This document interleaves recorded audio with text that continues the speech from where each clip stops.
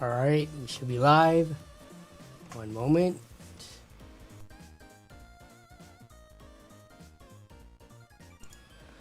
All right, happy Wednesday, everybody. I'm not sure if you could tell by my voice, but I am sick right now, and I'll probably be coughing quite a bit throughout the stream, so I will try to mute myself every time that happens, but let me see. I don't think there's a mute. Yeah, there's no mute button on the mic itself, so I have to go into OBS. So if I'm slow, I might not be able to do it in time. So apologies ahead of time for that. But what's up? Happy Wednesday. My goodness, already. Happy Wednesday, everybody. First in the house, we have Coalition Gaming Chris. What up, Jason Wismer, who says RTX 5090 or bust. Jason is actually going to camp at Micro Center tonight, according to himself, on his stream yesterday, is what he said. I was actually also going to camp Best Buy if I wasn't sick right now, but yeah, going to camp at Best Buy, I think it'd be fun bringing, you know, the camera, just interviewing people who are waiting in line and hanging out. But it is really cold in Washington right now, and being sick, being in the cold, and trying to interview people, that just seems like a bad combination of getting more sick and getting other people sick. So I'm gonna, because I am trying to get a RTX 5080 for somebody who's looking for one, so I'm trying to help them get one. So going to Best Buy would have been probably the best opportunity to, because you know, online you get sniped by bots and stuff, but going in person to brick and mortar, there's sometimes less people waiting in line. I don't know my local Best Buy, how busy they would be, and I don't even know if Best Buy's gonna get physical stock day one. It sounds like Micro Center is confirmed, but everything else, I'm actually not sure. But going through the rest of the people, we'll talk more about that in a second. But what up, Craig Lilly? What up, Stang7, Techie Tech? Let's see. What up, KL130? In decline. Hello, hello, hello. Designed Silent says 5080 is super bad. It's basically a 4080 super duper, and I don't agree with this take.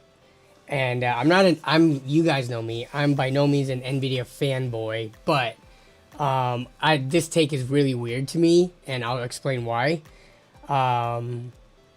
Saying it's so bad is very hyperbolic in my opinion. It might not be amazing, like, you know, generation to generation performance, but saying so bad I don't think is accurate at all. If it was so bad, people wouldn't be lining up to buy it, and it wouldn't be sold out in like minutes once it launches. But I'll explain why I think this is a bad take.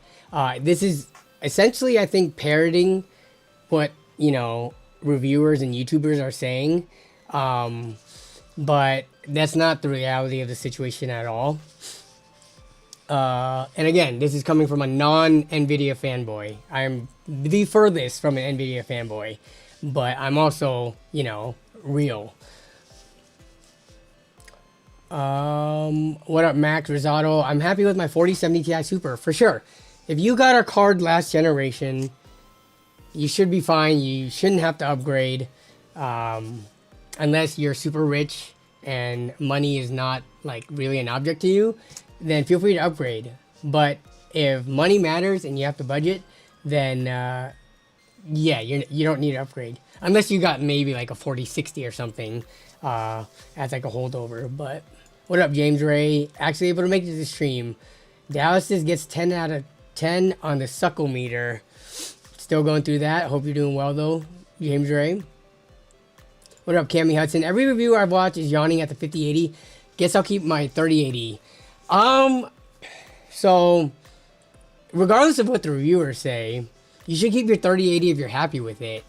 The 5080, they're yawning at it, but it's going to depend on what the real world prices is. And again, I'm going to get into this because based on the reviews, if it comes out at $1,000 and can be found for $1,000, then it's actually a good deal compared to what you could get leading up to this point.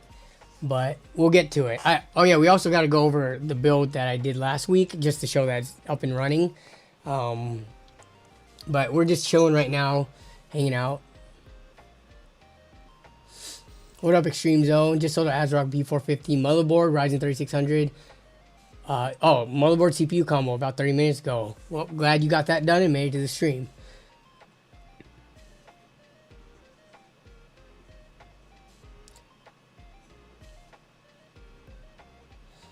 Craig Lilly is waiting for the game Indiana Jones and the case of the retirement homes.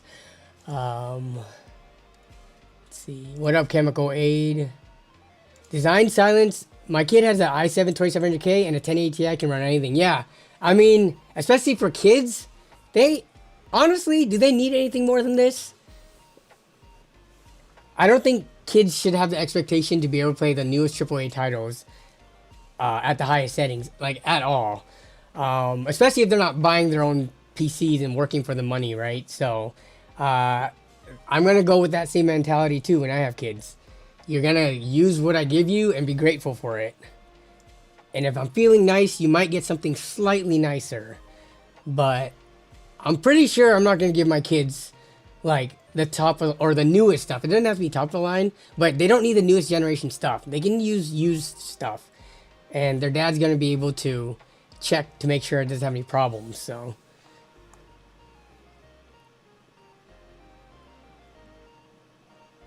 What up, Firestorm? What up, U2 Nosy? N2 Tech, 90% of the people that give their opinions have never used the product or could afford it. Most opinions based on hearsay. Yeah, I think a lot of people parrot talking points without giving original thoughts on their own. And right now, right, when I say that the 5080 could be might be a good buy or could be a good buy, you probably think I'm crazy because that goes against the grain. And I'm not just trying to be a contrarian here. I'm going to pull up the facts and the receipts in a second. But I think because all the reviewers are basically saying the 5080 is disappointing or not exciting or sucks, I can see where they're coming from, but I don't think that, again, reflects the reality of the situation. So give me a second. We'll get into it, but we're just still chilling, chilling, and waiting for people to get to the stream. What's the 24/7 live streams purpose? Let's go over to it actually right now. Oh, chat's going crazy. So this doesn't happen until, I guess, I start this live stream, because leading up to me hitting go live, even though you guys were chatting in it, all your avatars weren't generated, but now they are. So I guess somehow when I hit live, this stream avatars program then starts pulling all the people in chat. But the point of this is like a TV channel. That's why it's called Empire Stories TV. It's for people who just want background noise. They can just go here. It never stops. It just goes on repeat. You can just put this on for background noise while you're gaming, while you're doing whatever. If it, trying to go to sleep, whatever. But it's like a TV channel where LAN parties are being played 24/7. That's really the point of it. There's nothing much else.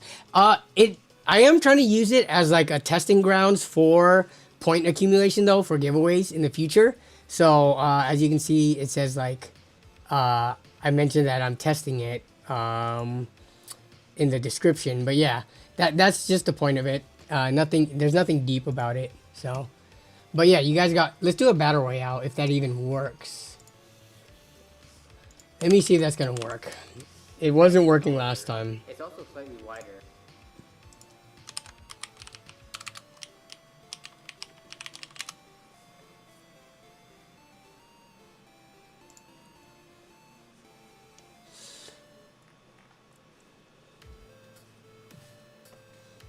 Kids' expectations is to be fed. That's it. That is true.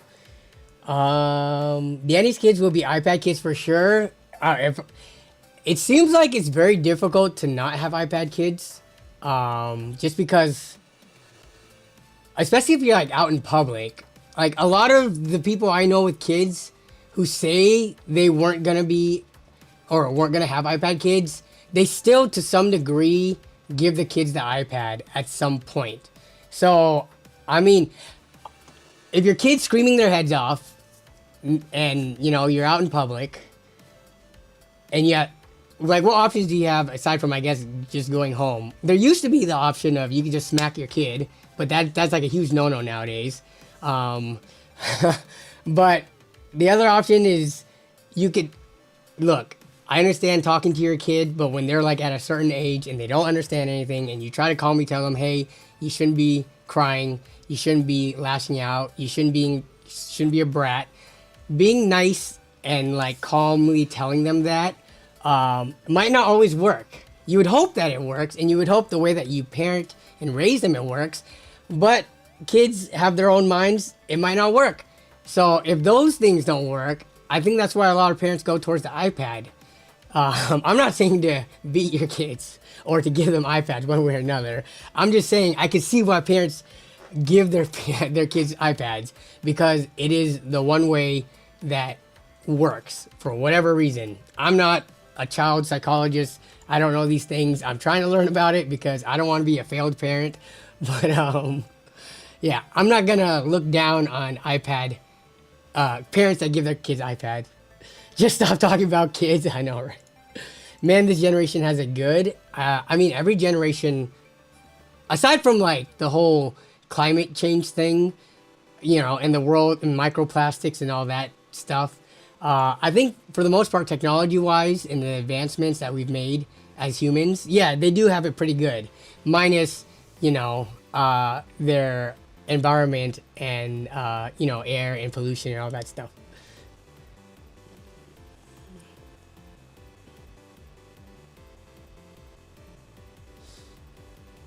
I think using an iPad is okay. It's when kids use it. Yeah, the 100% iPads are, and it's kind of hard to judge, right? Like when you're in public and you see the kids are glued to the iPad, it looks like they might be 100% iPad kids, but they might not be. It might be only an out in public thing. And then when they're at home, the parents let them, you know, whine and cry and stuff all they want and like discipline them however they discipline them.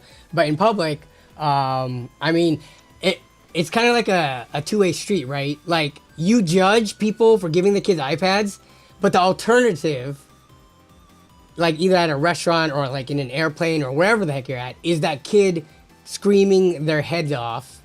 And then you're like, oh my God, control your kid. Your kid is so annoying. People shouldn't have kids. Like you can only have it one way, right? You can't have it both ways. So, yeah. But I mean, parenting is such a complex topic. It'll be fun once I'm a parent because I'm sure I'll have plenty of stories to tell. A 5090 is still cheaper than a kid. That is a true statement. Wonder why you never see PC builds at... I'm not never. I'm sure I've seen Pelican case PCs. Yeah. Just not many because the airflow is horrible. And Pelicans are pretty expensive, aren't they? Like to just use for a PC case. Like ones that are big enough to fit an ATX motherboard and what's it called, power supply and stuff. It's not even gonna do the job that well, and you have to modify it, and it probably comes over like a typical $80 case. I have my kids, what up, Pure Personal Geek? I have my kids on old Optiplexes, both are GTX 970s, they work perfect. Yeah, I think the workstation PCs would be a perfect option, so I gotta start saving some of those up. I agree with you. It's like Tesla cars. Most people who never touched on some of this stuff crap on them. Teslas, despite being like the iPhones of EVs, their tech is just it just works.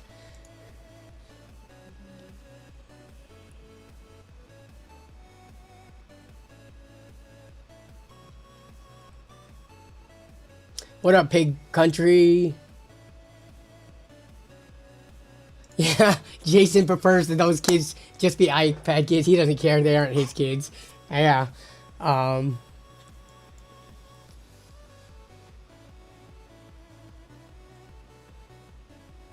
It's just parents think iPads are babysitters. Yeah, iPads, video games, TV, all that stuff is not babysitters. You still need to be a parent.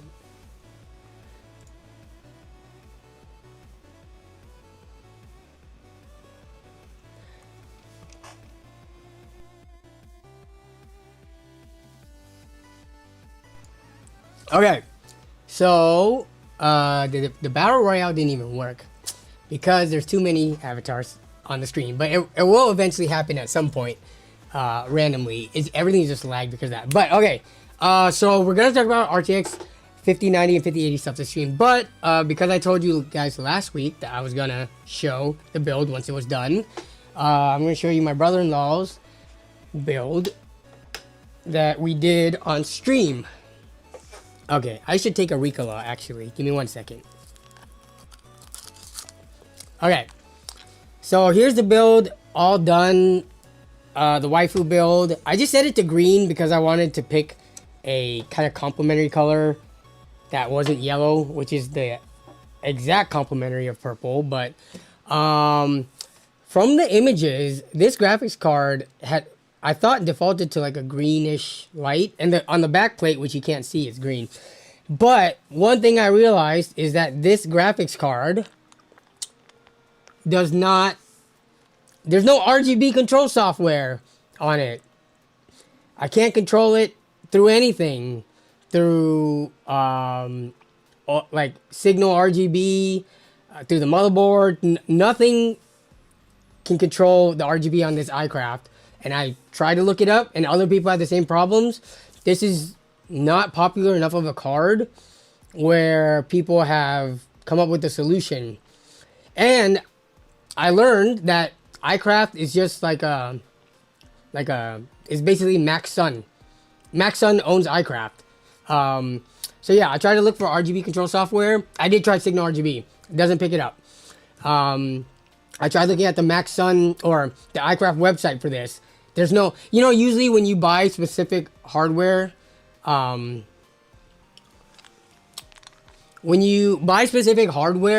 could go to that product's like website for that specific product, go to the support or download section, and they'll give you the tools you need, like for controlling RGB drivers, etc. All they had was drivers there. So here, I'll show you guys. So this is kind of unfortunate because it was such an expensive graphics card, and you can't even control the colors to like make the aesthetic work. Like, what is that? RTX 4070 Super. Yeah, okay. So yeah, iCraft is part of Max Sun. This is the limited one. I actually couldn't find that exact non-limited because this one's white. I couldn't find the black version on Max Sun's website. Like, if you go to graphics card, and then you go to, let me see, iCraft. So there's the 4070 Ti, 4060 Ti, 4060, and then on this last page, 4080. So there was no specifically, what just happened? Yeah, there was no specifically 4070 Super version, which who cares, right? You could probably use the cross like program. It would be the same program to control the RGB between the two. But if you go to support, this is the only thing they give you to download. This is like old Nvidia drivers. So it's kind of frustrating that that now my brother-in-law is stuck with this like rotating RGB color fan. But yeah, here's the rest of the build. I mean, he wanted the fan grills that came with the case on there. He got the double LCDs, so I just put whatever GIF on there just to test it out. But you could do whatever you want on those, put temperatures and whatnot. But yeah, here's the build. I already stress tested it with OCCT, memory, graphics card, CPU, everything's good. So he just needs to come pick it up now. You tried to tell him, but he ordered against your judgment, and here we are. I know, right? Well, I told him not to buy it just because of the price. I didn't know it was also because the RGB software does not work. So, looks cool. Yeah, I mean, it's for what it is, for an anime waifu PC. Let me put this on before this falls and breaks. But for an anime waifu PC, it looks the part. It looks clean. So,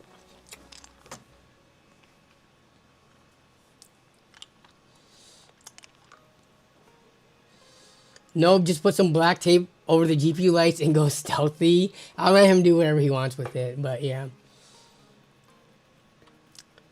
Hey man, is there any negative effect or wear on the PCIe port or GPU pins if you constantly remove and insert it, assuming you do it a lot? I don't know what the count is. I don't know if anyone's ever tested it, but in the lifetime of the, motherboard and graphics card, if you're removing it correctly and not doing it at a weird angle and or ripping it out or, just inserting it and removing it, I'm sure the cycle would be well above the hundreds, in the thousands.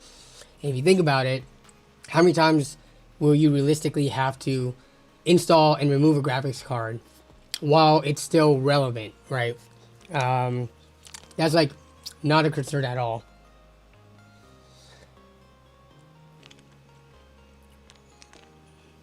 It only gets damaged if you do it wrong, but I mean, you can even see it from the PCIe, the gold traces. You do see some rubbing on them, so they do get quote unquote worn, but not to any degree where you have to worry about doing it too much.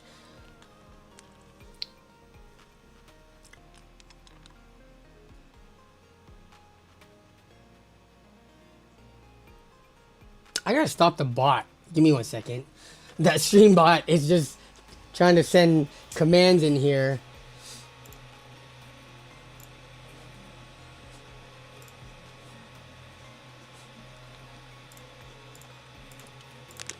And then other people are trying to do the battle royale, but okay.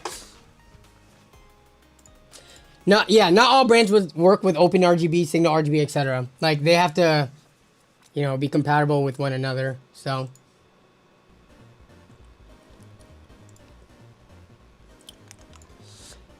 Okay, so that was that PC. Let's talk about the RTX 5090 and 5080, because those reviews just came out this week. They weren't available last week during the stream. So, let's go to start with Tech Power Up, because they have a nice percentage chart, and we'll look at other sources too. They aren't the only reviewer out there, but just to get a quick look at the numbers, right? So here's an RTX 5080.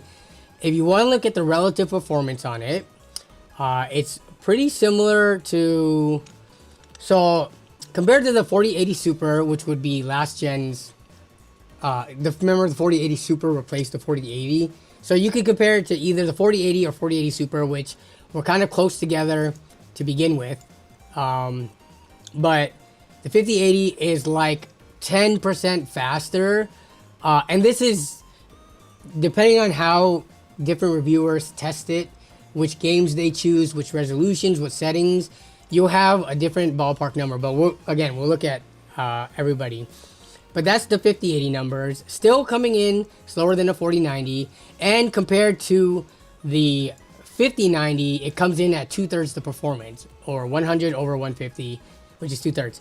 Okay, but remember, the 5090 costs twice as much, theoretically. $1,000 graphics card, $2,000 graphics card. FPS per dollar, that means the 5080 is better, but you never get the best FPS per dollar when you go to the bleeding edge of tech. All right, let's look at the 5090 relative as the 100% relative to everything else. So way faster than, 33% faster than the 4090, because it's about 25% faster, and 25 out of 75 is 33. You just got to do the backwards math. Here's the 5080, etc. Let's see. People are calling it the 4090 Ti and 4080 Super Ti. Okay, so this is Tech Power Up. Let's go to Hardware Unboxed. So here's the 5080, and would you guys consider the 5080 or the 4080, whatever, a true 4K card or a high-end 1440p card? I think it's more of a 1440p. You could slay everything in 1440p. When it comes to 4K, you're gonna be dropping down to like 60 FPS, and you might have to use resolution scaling, maybe frame generation, stuff like that. I don't think it's a true 4K AAA title card, right? So if we look at here, hardware and box numbers shows that the 5080 is even worse than what Tech Power Up showed. So Tech Power Up showed about 10%. Here they show in 1440p, because remember, resolution settings in games matter. It shows it about 4% performance difference. And let's go to the 4K results, where 82 compared to 91. That's closer to a 10% difference right here. So Tech Power Up, hardware unboxed on the 5080, it seems to be in line with each other. Let's take a look at the 5090, which we'll first look at 1440p. If we compare it to the, they didn't have the 5080 on here because the embargo came afterwards. But we look at it compared to the 4080 Super, which performs roughly the same. Let's see. This is about 52. Again, they're getting about 30-ish% performance difference between the 4080 Super or 5080 and the 5090. And then, let's see. Here's Tom's hardware. Let me see what they have. They had 4K results. Here's the 5080 results. So 5080 comes out 10% faster than the 4080 Super. So similar to Tech Power Up. And then compared to the 5090, about 30-ish%.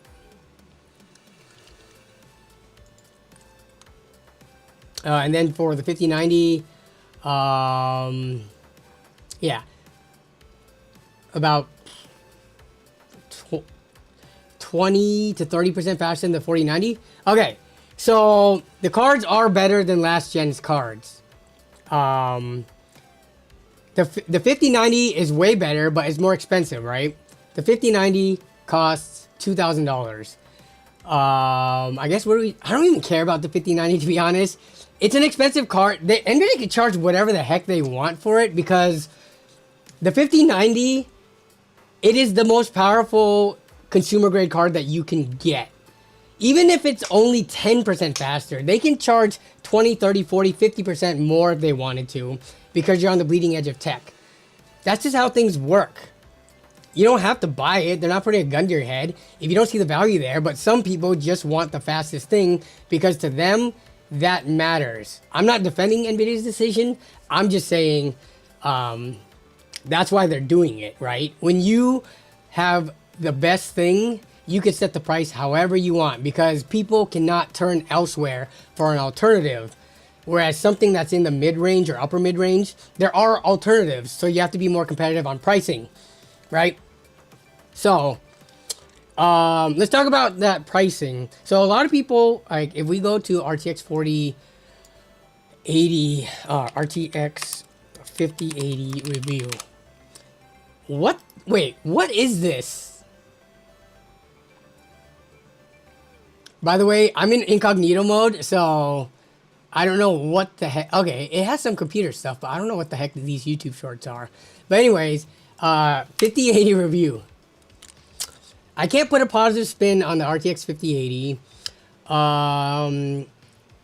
Steve from Gamers Next is actually, this is a pretty neutral title and thumbnail, which is kind of surprising given that the trend that everyone else had was pretty negative.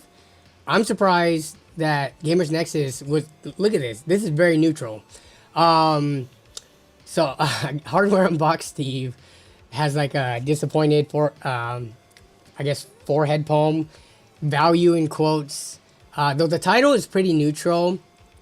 Jay looks bored and sarcastic in his excitement for the 5080. Nadia from Tech Testers is pretty neutral.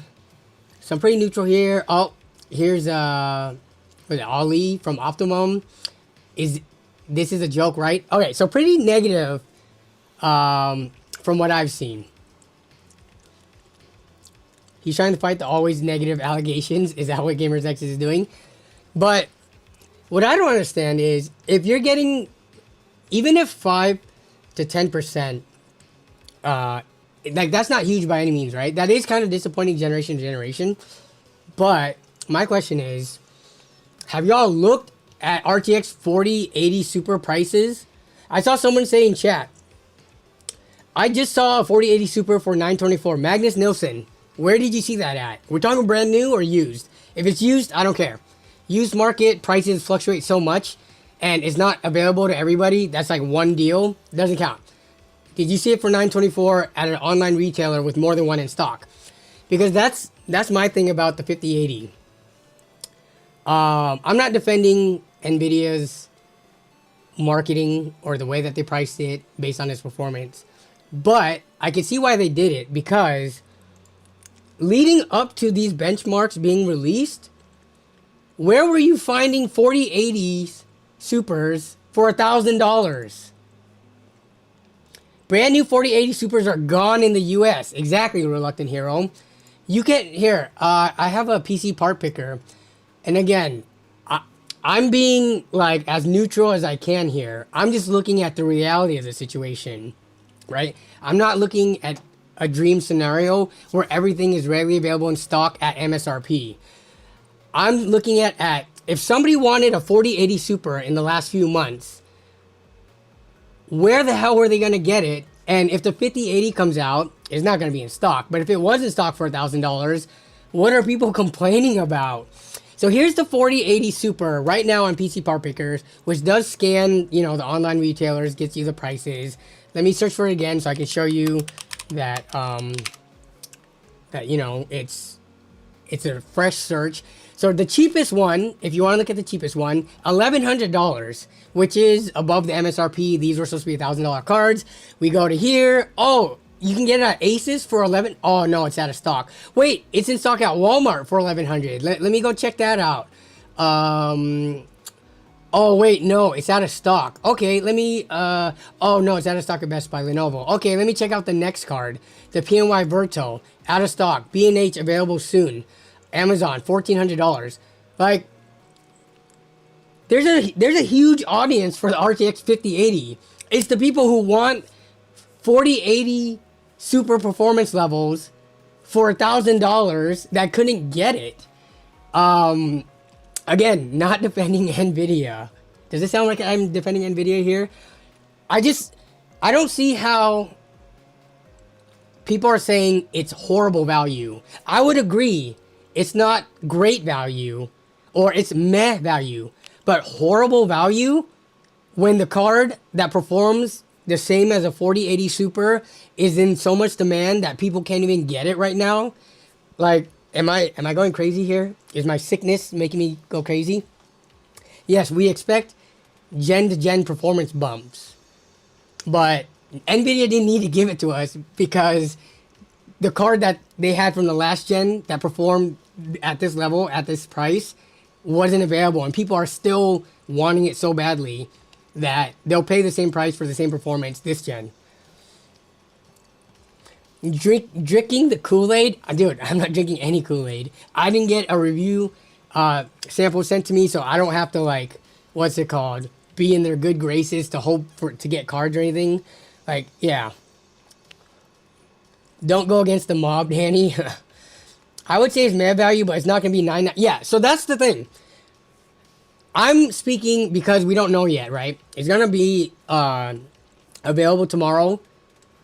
We'll have to see what the prices are. Even if it was $1,100, you have to frame it based on what the 4080 Supers were available at. Those were not available like at $1,100, readily available. So I'm not saying Nvidia did a great job with this card in its launch. I'm just saying they are very strategic. They're not going to give you more value than you need. They're going to give you exactly as much value as people are willing to pay.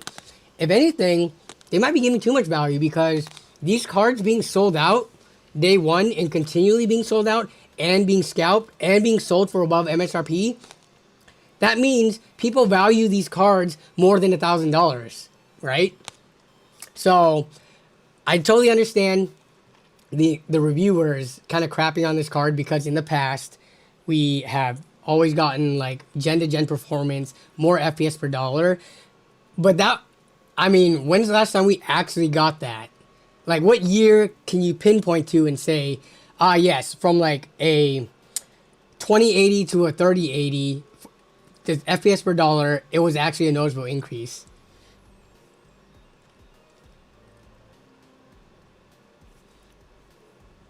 All right, I gotta read a bunch of the comments now, because I am now getting caught up after my explanation as to why people complaining and crying doesn't matter, and these cards are still gonna be super widely popular, and probably not gonna go for $1,000 because of that.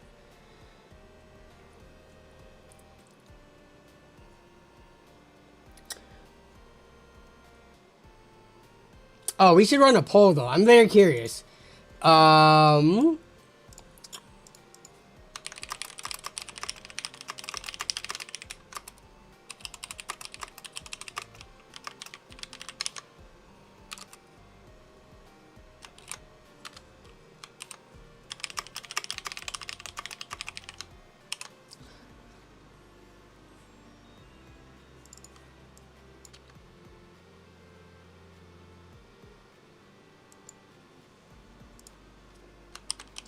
Give me 1 second.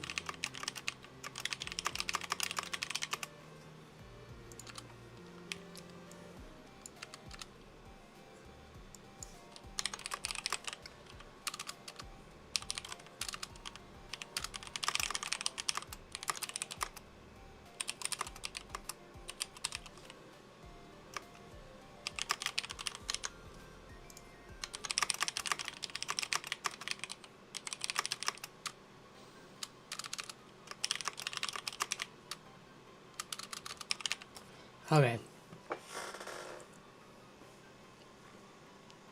So, are you trying to buy one? I left the option. If you're not in the market for a card, just hit that one. If you hit no, that means you are in the market, but you're not going to get that. 1 second. I gotta cough.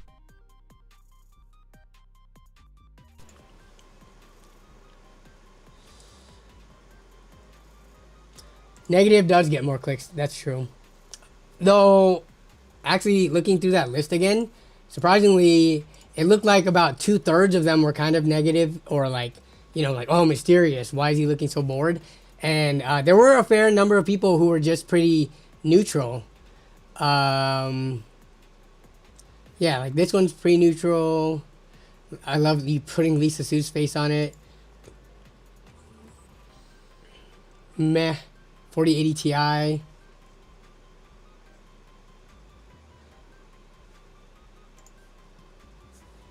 GN's video is still more negative. Yeah. I mean, he started doing the thing where he gives you the summary up front, which is pretty nice. But again, I guess the way I'm looking at this is the availability at MSRP for 4080 Supers were so bad. This is Nvidia trying to relaunch it kind of again, right? Which is, I guess, why people are saying it's a 4080 Ti Super, because it's a very similar situation to when they launched the 4080 Super after the 4080 kind of failed or flopped.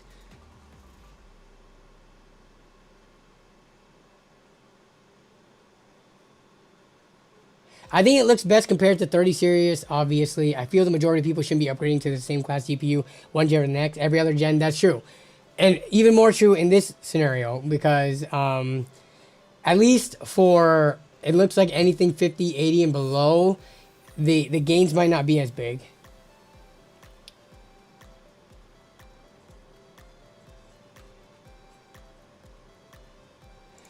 $924 on Amazon, 3 in stock? Wait. Seriously? Let me take a look at this. It should have popped up. So RTX 4080 Super.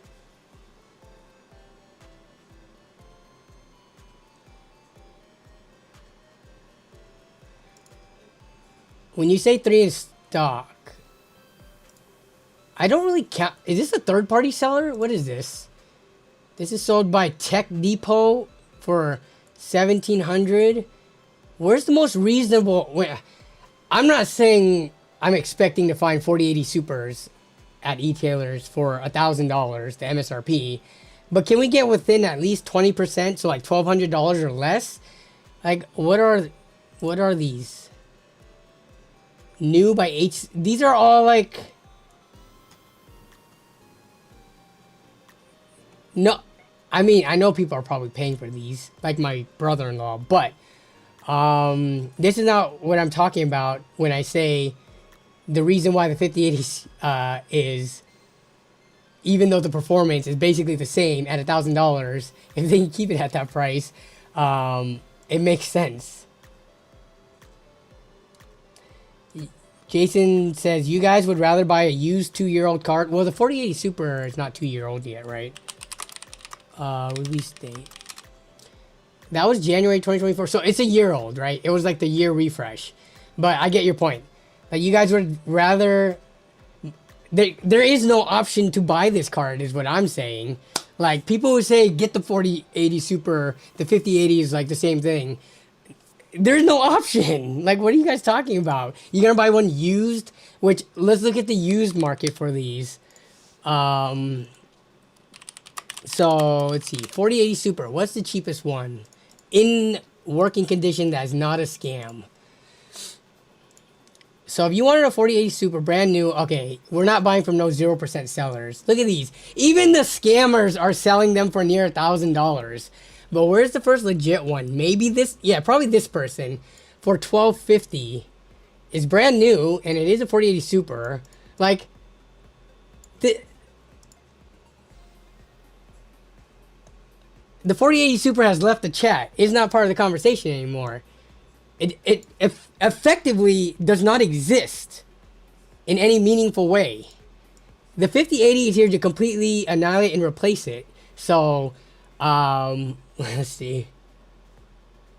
Seems like the reviewer gets more caught up on the naming scheme than the price of performance. Sometimes they do. For this one, I think, I mean, yeah, like, so if this card was named, let's just say it was named the 5070 Ti or Ti Super, whatever the heck, right? Whatever the one step below the 80 series would be for $1,000. Well, people will probably lose their minds because a 70 series card hitting $1,000 is kind of ridiculous. The most expensive one was probably what? The Ti Super or the Ti 4070, which launched at $800. But I don't know if the naming scheme of the 5080, if I would classify it as like completely off. It's horrible gen over gen performance. That's the problem. I mean, I think you think moving forward, as you know, everything gets smaller and smaller. Do you think we're gonna get like gen over gen performance like we did in the past? I don't think so. Unless there's some like crazy breakthrough or something in the way they make graphics cards, I think those days are long gone. Like, physically, it's getting harder and harder to give you the same gen over gen performance.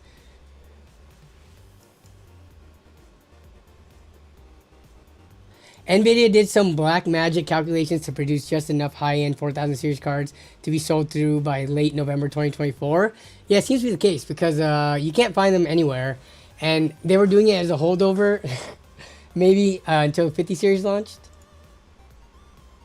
Yeah, definitely. 1 or 2 here, that's my problem. I really dislike it when, like, I make a statement like, oh, these cards are hard to find. And people are like, what are you talking about? I found some. And it's like 2 eBay listings. I'm like, bro, you do realize like hundreds, if not thousands of people want to buy graphics cards, right? As soon as these 2 sell, like, they're gone. That's not available.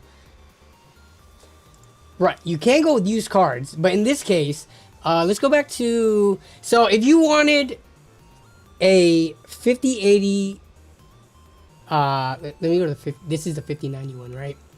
There's the 5080 one. If you wanted a 5080 level performance card in the used market. What can you buy used and you have $1,000? Let's say you have $1,100 or even $1,200. You want 5080 level of performance. You could buy a 4090. A 4090 is going to be even better than a 5080. Let's take a look at what you can get with the 4090. What's that looking like in the used market? 4090. Why are you showing me so many things that aren't 4090s? So here's some cool. Wait, what? 2080. Okay, with the 4090 cooler. This is scammer. Where's the non-scammers at? This page doesn't even have any. It's because I need to set the price. Realistically, we're not gonna find any under $1,000, so we should filter all those out. But look at it, these are all scams, bro.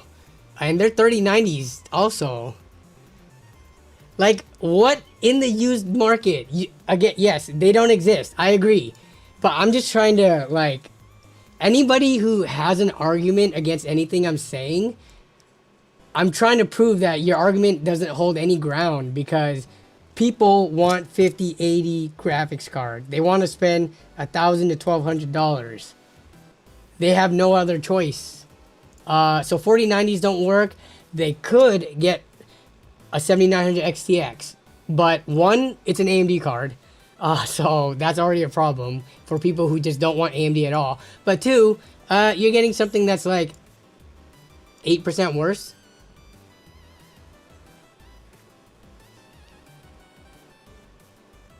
Scalpers will cook the price of the 5080. Yeah, I think next week's stream is gonna be very interesting. We're gonna do some shopping, and we're gonna look at people's posts at what day one prices of these are gonna be. And we're gonna see what it's actually gonna look like.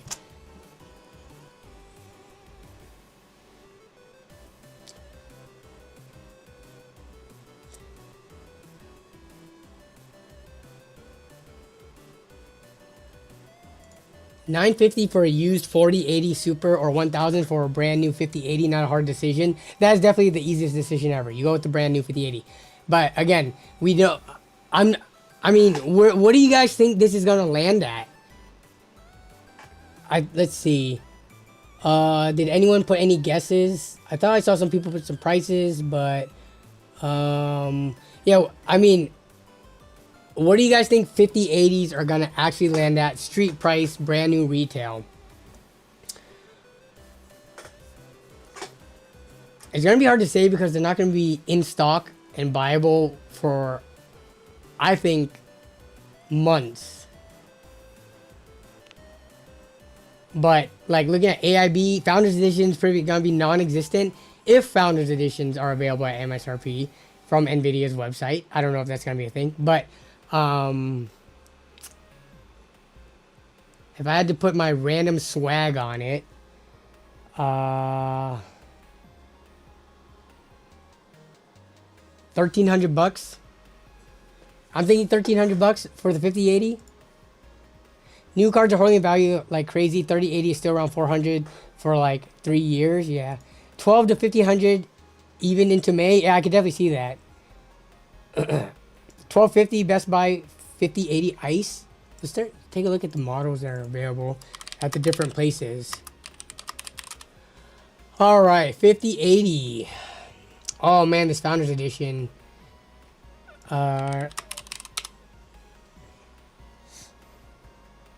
Hey, what up, Flexi? Go Flex. What up? Shout out from 425. I just got a bunch of spam calls from 425 earlier. Which for those you guys who don't know, it's Washington area code. But yes, long live Tim indeed. All right, so we got some builds with 5080s in it for 2400. But where's the graphics cards? Wait, no, don't exclude those. Video card 5080. How do I look at graphics cards and not computers? What the heck is wrong with Best Buy? Are you kidding me? The two categories they have. When I know... Wait, what? We just saw, was that like not supposed to be live? We just saw the website for these. What? But I can't find them in the search.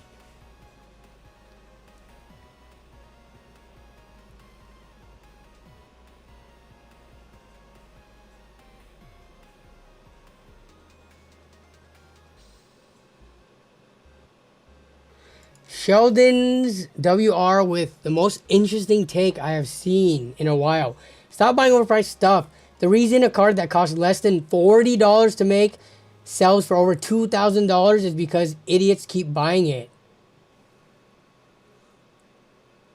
$40 to manufacture a 5090. What kind of profit margins are those? Mike Brazone, can you school this person real quick on how much it actually costs to produce a 5090?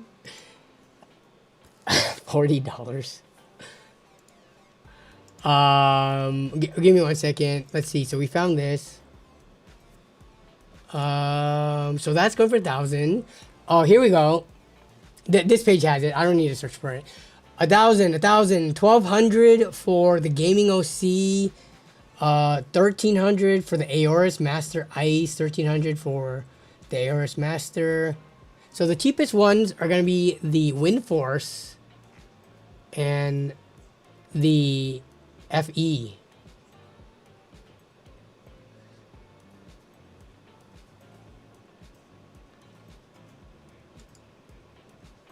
Okay.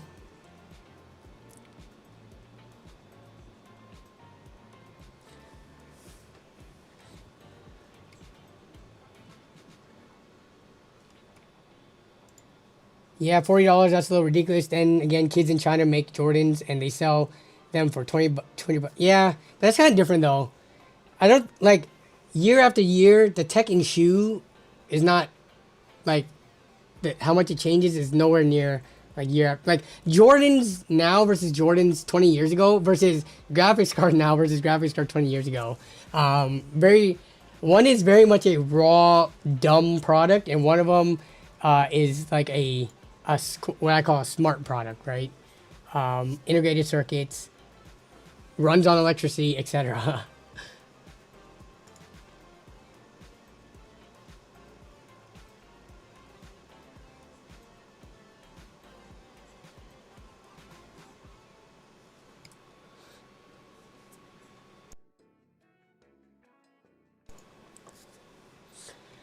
$50.90 Founders Edition cost is $10.72, so over $1,000 and on average AIB price, which they'll price it at $2,300, but their cost for adding in their stuff is $12.34. Thanks for that, Mike.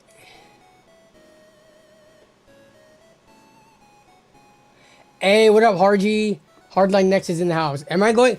I was gonna go. Me personally, no. I don't put high-end graphics cards that cost $1,000+ in my own system.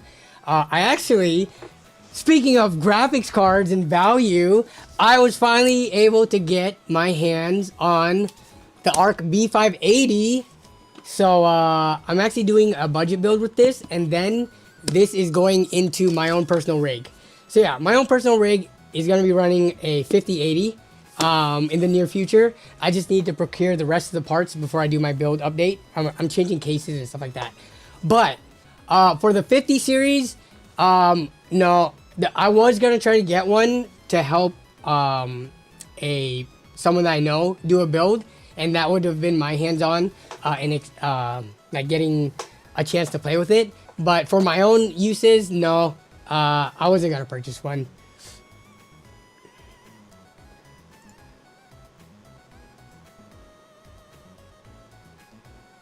What about you, Hargy? You trying to get one? Or did you get one? I did not see. Let me see. I wasn't sure if you got one of the... I would imagine you would have made some kind of content with it so far. So, are you trying to get one? Because I know with this types of builds that you do, you're probably trying to get a Founders Edition one, right? They definitely match the aesthetics of what you do.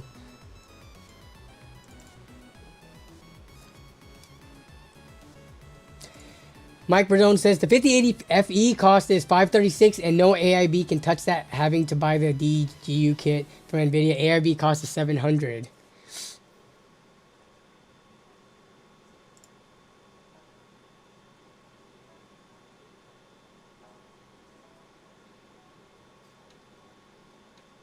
I think the dude might be going off by a video from a CEO talking about the cost to make an iPhone in China versus US, which it costs $10 to make an iPhone, which was years ago.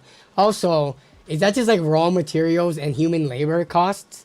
Or do they factor in like, you know, the R&D behind it? Because who's going to do R&D for free?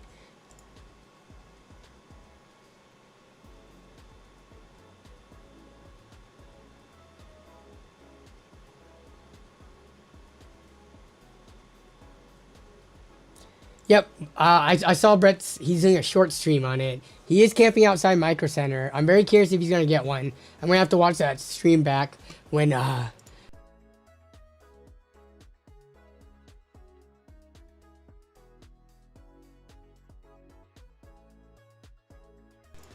Ooh, some solid stuff came out on that one. That was not good. Need some more cough drop.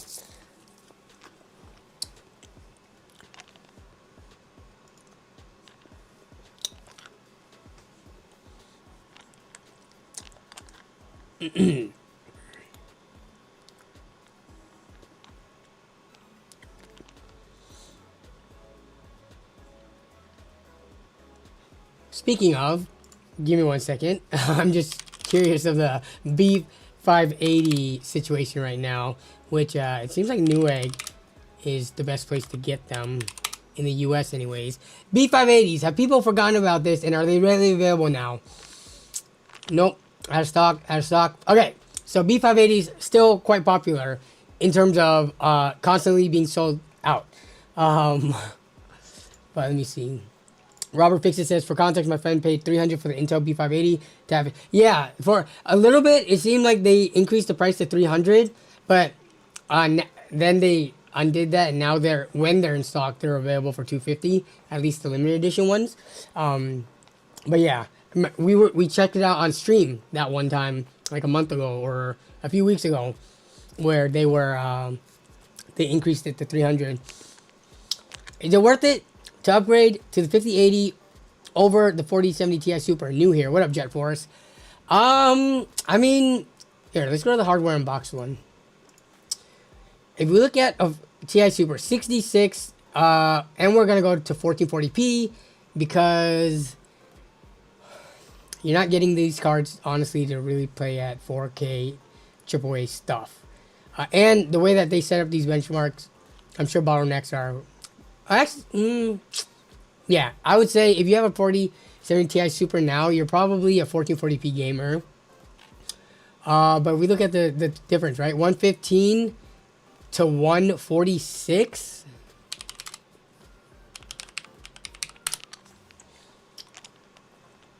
That's like a 22 to like 20 to 25% performance uplift. Is it worth it?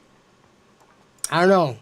Does your 4070 Ti Super feel that? Oh no, I looked at the wrong number. I looked at the Ti. Sorry, it's even a smaller number.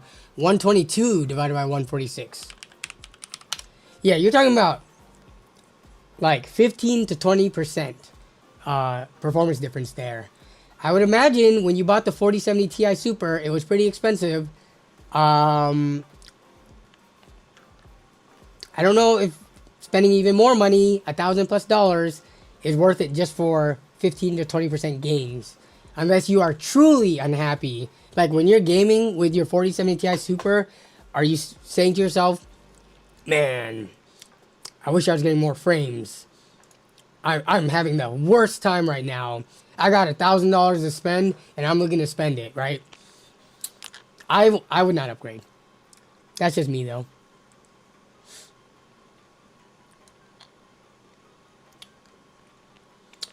You got a 5080 Astro. Let's take a look what that one looks like.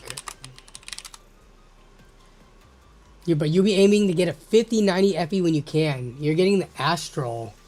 This is the ROG Astro. What is... Let me look at this up.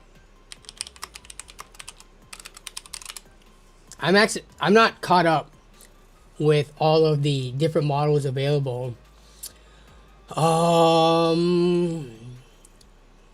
What? 5090. All right, what does Asus have? Tough, which is okay. The Astro. Is the Astro replacing the Strix naming and model?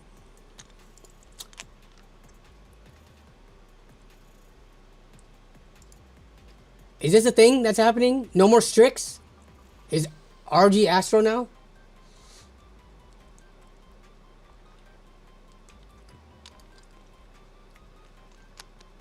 Oh yeah, 4070 Ti Super to 5090 is not just decent, it is huge. Yeah, that is huge. I mean, we look at the numbers, 5090, 4070 Ti Super, it's double the performance, but it's also $2,000+ so that's kind of to be expected. Astro is like super Strix, so I guess.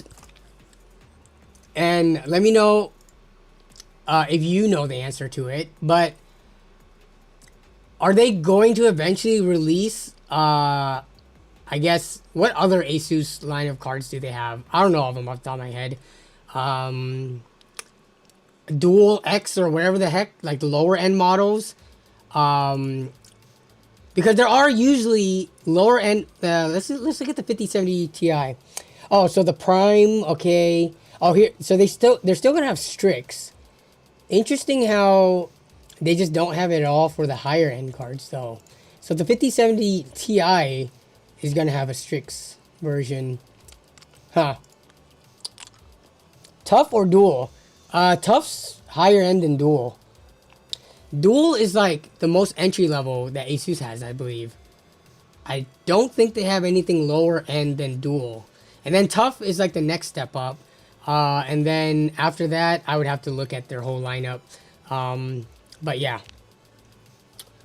Isn't Prime a new thing? I don't know where Dual is versus Prime, but it looks like they're going with a different naming scheme. Maybe...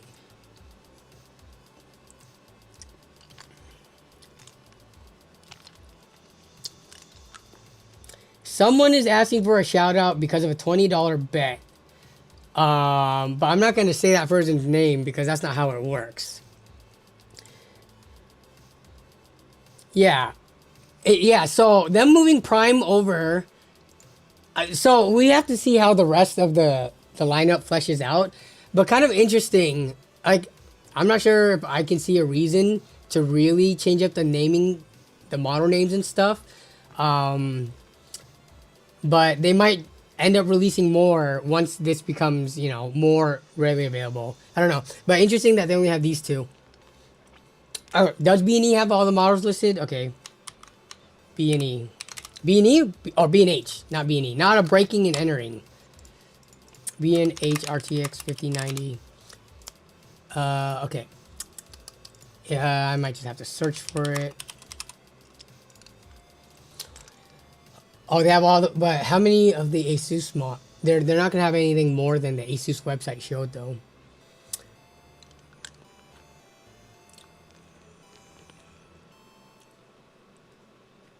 Man, MSI has a lot of models. Vanguard Launch, Ventus, Supreme Liquid, Gaming Trio.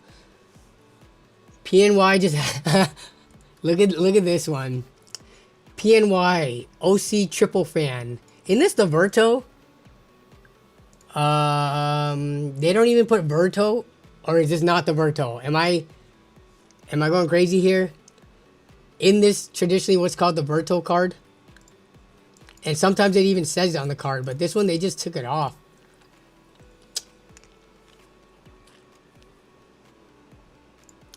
Click on the Asus card. Oh, and PNY has the Epic X RGB OC as well.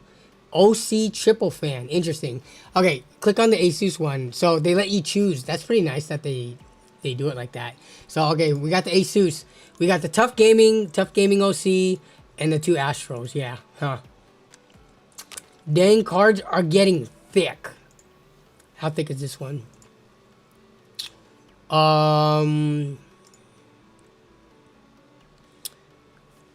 What does it say if it's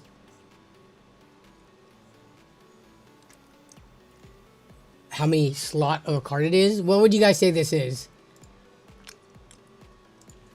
Is this a 3.75 slot card or is this a 4? This part looks a little bit thinner than this one. I don't even remember if 3.75 is a designation for slot width. It's either 4 or 3.75. Sometimes they list it in the description. I don't see it here, but I personally like the MSI Vanguard edition. Okay, where's the MSI Vanguard? This one right here. Is there much of a difference between these two? The pictures look the same. No, not the video. This one, also very thick.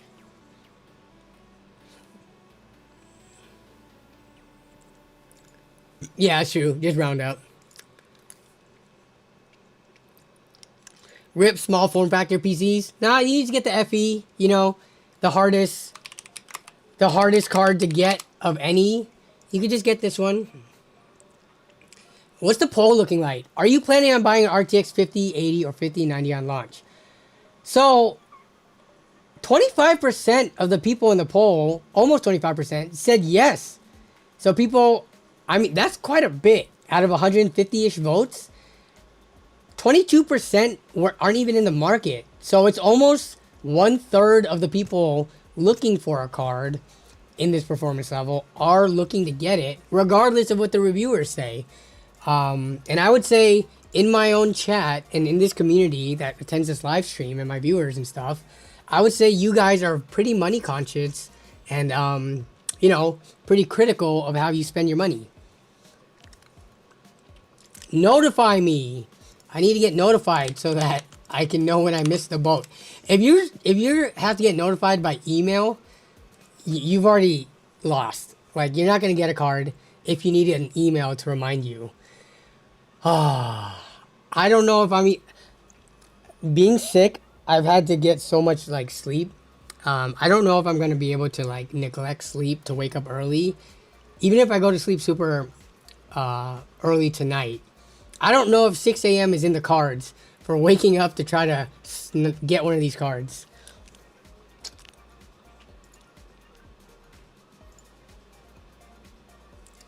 But yeah, small form factor people can still build with this thing.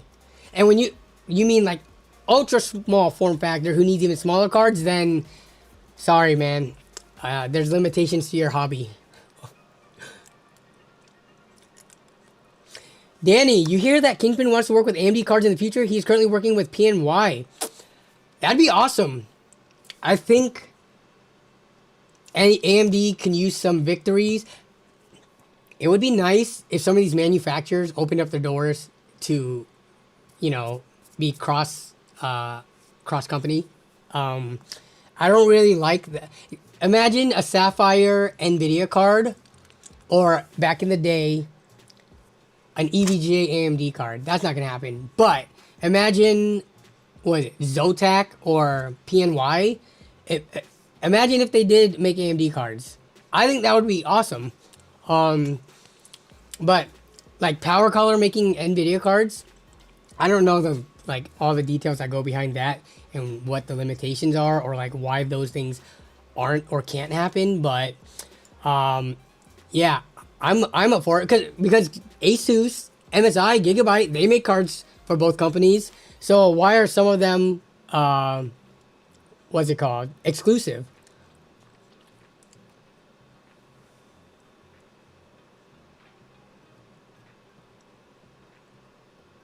You think they'll start the shuffles back up for the 50 series? I don't think so. That seems as bad as everything is right now. You guys, and with stock and availability, it's not as bad as the pandemic was. The shuffle, which is the weirdest thing ever, now that you think of it,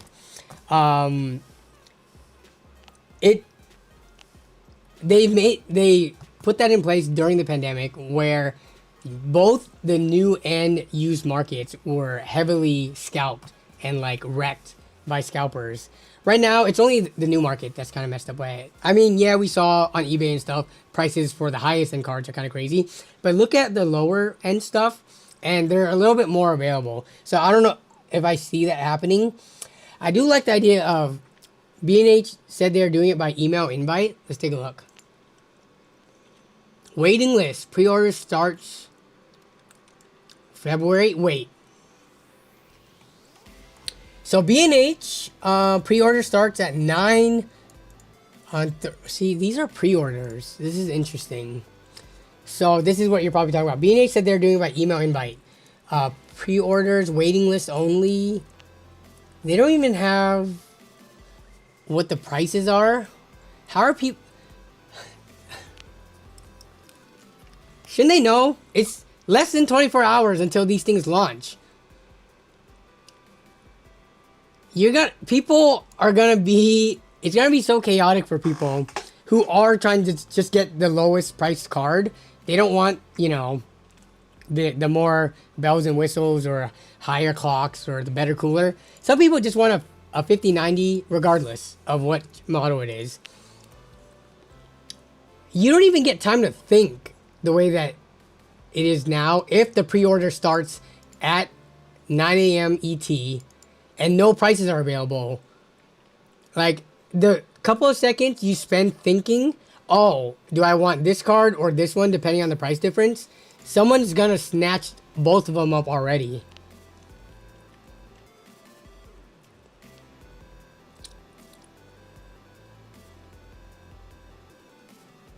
What up, Osalvi? Welcome to the stream. Thanks for the kind words. I appreciate it. Do you think the cards will be scalped? Yes. And then the upcoming tariffs, we still technically don't know how the tariffs are going to affect the PC hardware, or if there's going to be exceptions or not. But tariffs aside, scalps, yes. Scalping, yes. Of course. 100%. We're going to do a looking up scalpers listings stream next week. I can already predict the topic of next week's stream based on the lead up to these launching. How do scalpers work, bro? Do they just sell them for 200 and more? No, they sell them for way more. If you're getting a 5090 on launch day, I wouldn't be surprised if people are scalping these for like closer to $3,000.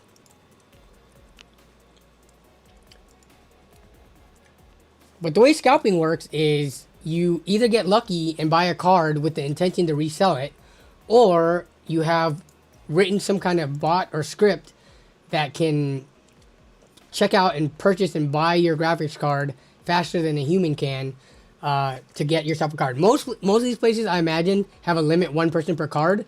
So unless they set up multiple addresses and multiple credit cards and identities, or using multiple credits, cards, and identities, which I'm sure people do, right? These scalpers, I'm pretty sure they're serious business. They mean serious business. This is like what they live for. But to people like me and you, normal people, if we tried to scalp, we probably couldn't do more than one card, realistically.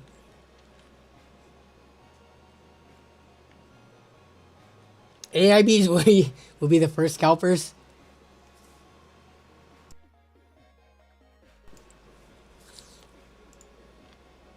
GameStop?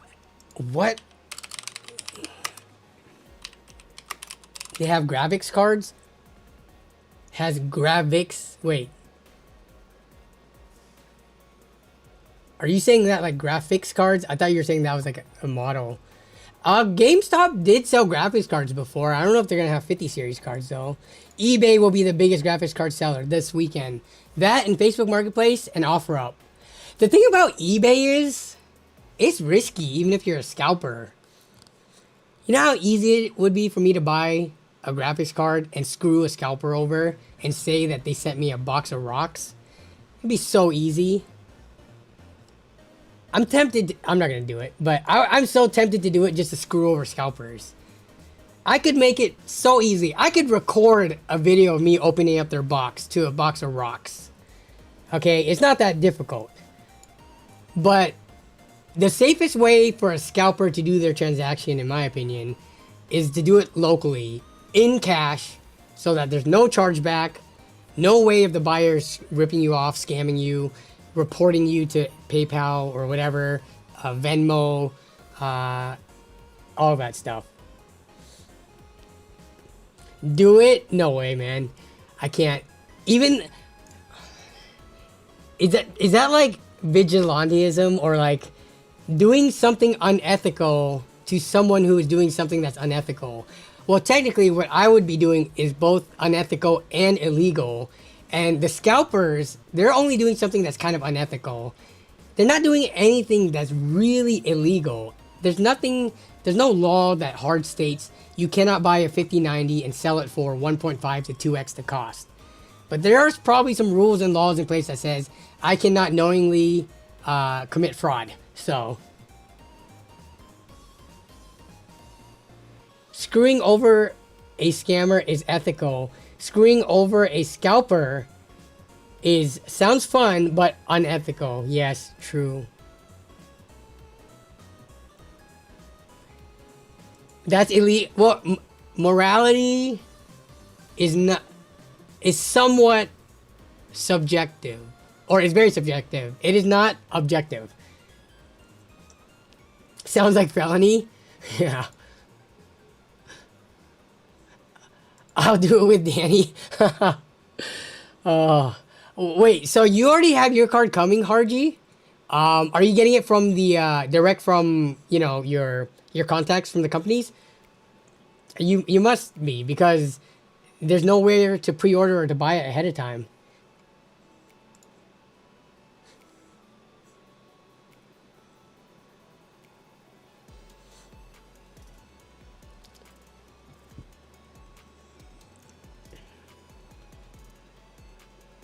On one hand, I oppose scalping, but then on the other hand, with cola climbing by the day, I kind of get it.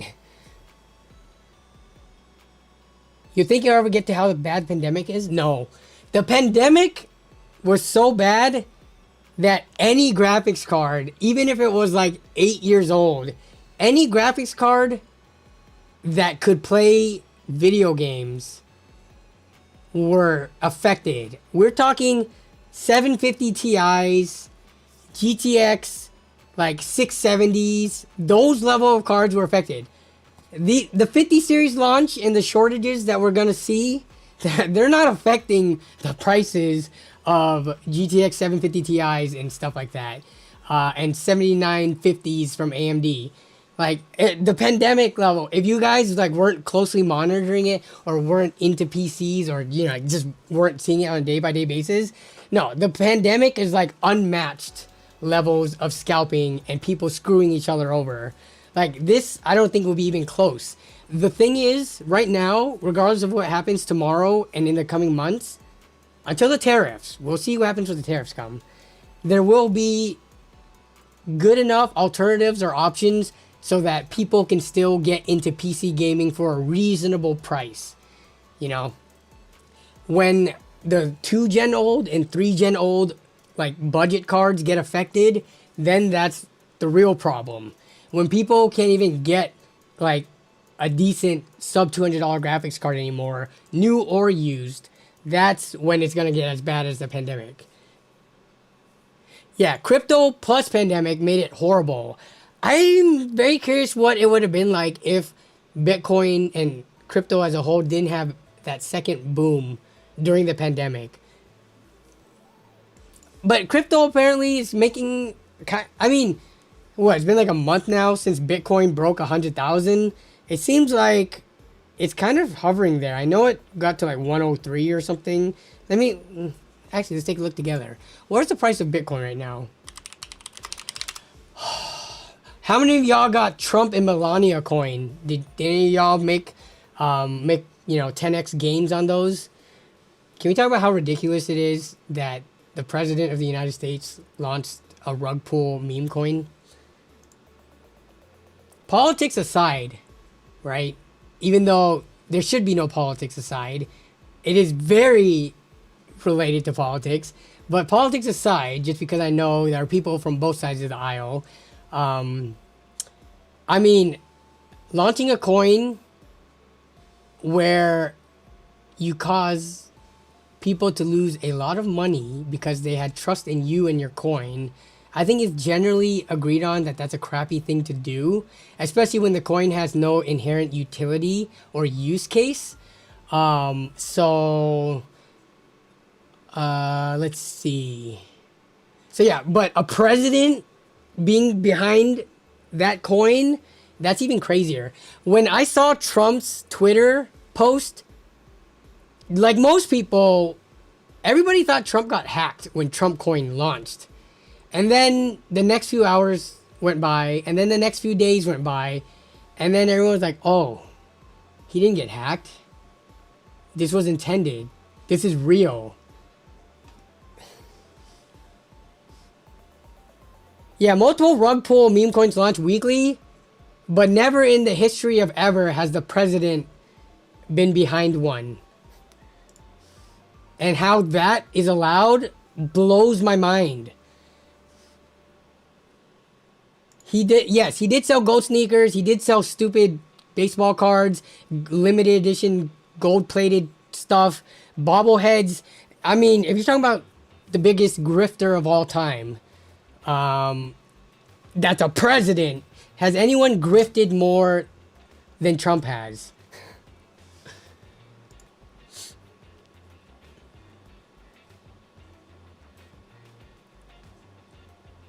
If someone could make a video about how they are a scalper, that would be epic. People would be so mad at them.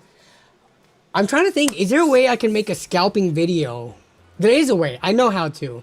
I'm not going to reveal it because then someone might do it before me. But I should try to make a video where I purposely scalp a card. Yes.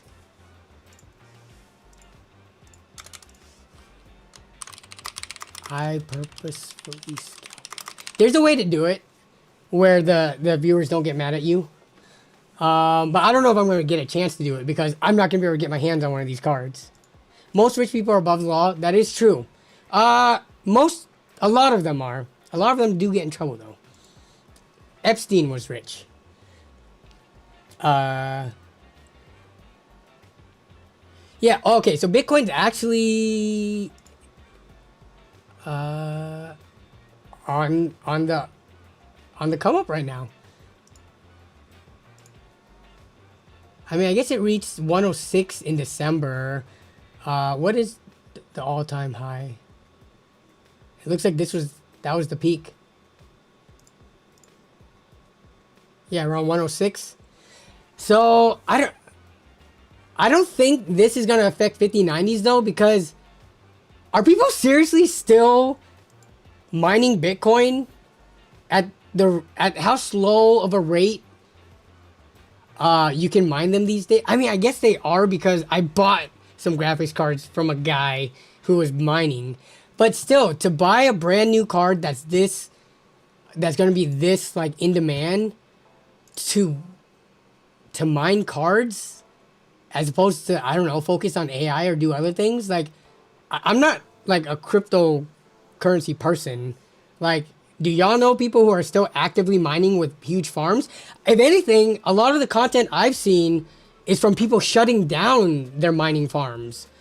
I don't know how many people are, I don't know what the hash rates of these are, but you mine another coin and sell for BTC.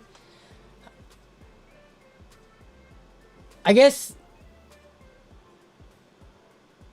people are super bullish right now because Trump's in the White House. Is that what it is?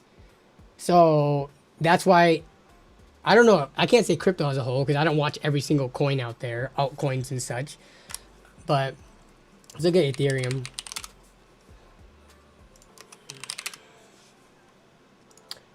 Well, Ethereum, it's not looking too hot as we move the timeline in.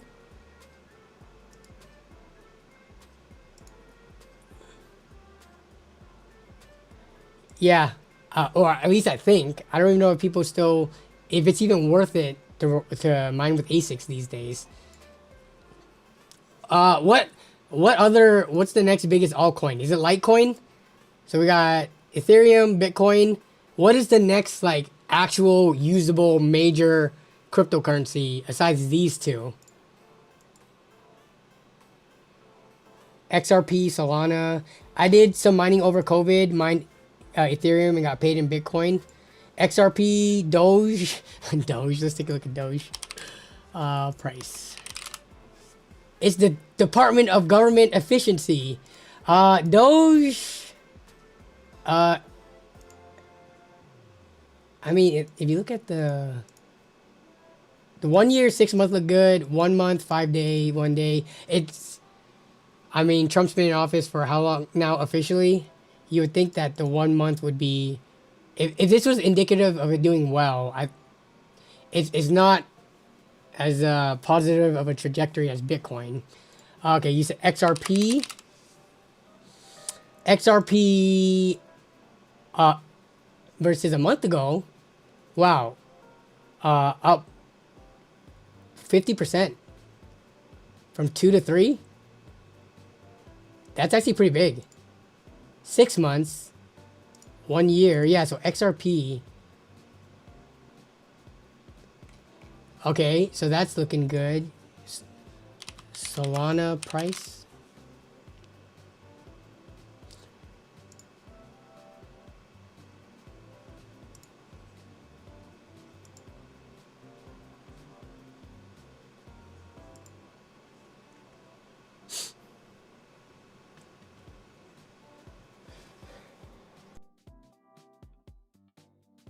So, it looks like it's kind of like mixed.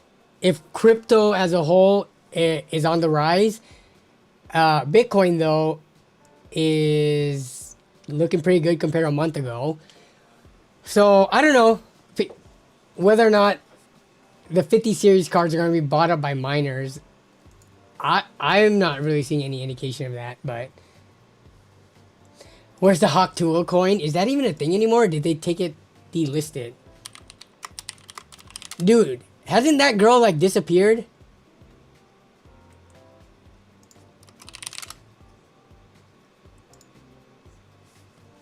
How long is Hawk Tool coin? Oh man. What did it even, what was the all-time high? Whatever it was, yeah, that coin completely tanked. But that girl went to sleep after that Twitter sessions or whatever and never woke up apparently. We need a Nobe coin. Yes, Hawk Tool was really a coin. This was a huge controversy. They did a rug pull. And whoever bought into it, oh, let's look at Trump coin. So the way that the Trump coin thing's happening is like, the entire pool isn't available yet. I think they're slowly releasing more over time. But let's see. What did this thing launch at? I mean, let's see. What's the all-time high price? So at the peak, there are people who bought this thing for $70-ish. It's now sitting at around 27. But when it launched, it was around 14. So if you got in within, let me see. If you got in within the first day, like near the end of the first day, you might have broken even. If you got in like really early, like within the first few hours, you're also pretty close to breaking even. Barely any gains. But if you bought anytime like between here and like around here, well, I guess mostly like this window, you're screwed.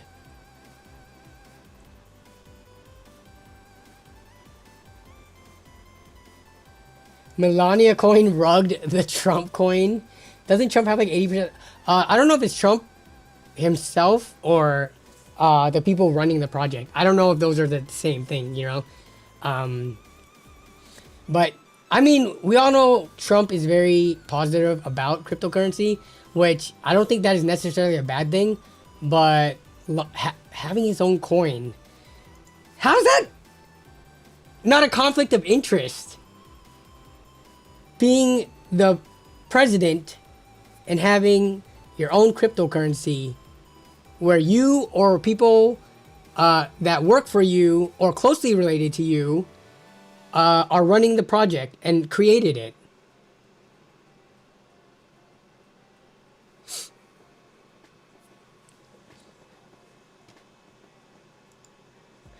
I should watch the clip about Trump being asked about the coin. I actually have not seen that.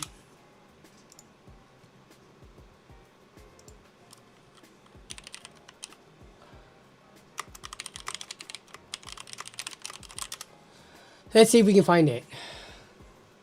42 seconds, perfect. You ought to get it settled. And yeah, I said, you ought to get it settled because he's not done very much on that. He's got a lot of power, like we have a lot of power. I said, you ought to get it settled. We did discuss it, yeah. You launched a crypto coin the other day. Do you intend to continue selling products that benefit yourself personally while you're president? Well, I don't know if it benefited. I don't know where it is. I don't know much about it other than I launched it. I heard it was very successful. I haven't checked it. Where is it today? Okay, so he says he launched it. Okay, so is that what you were talking about?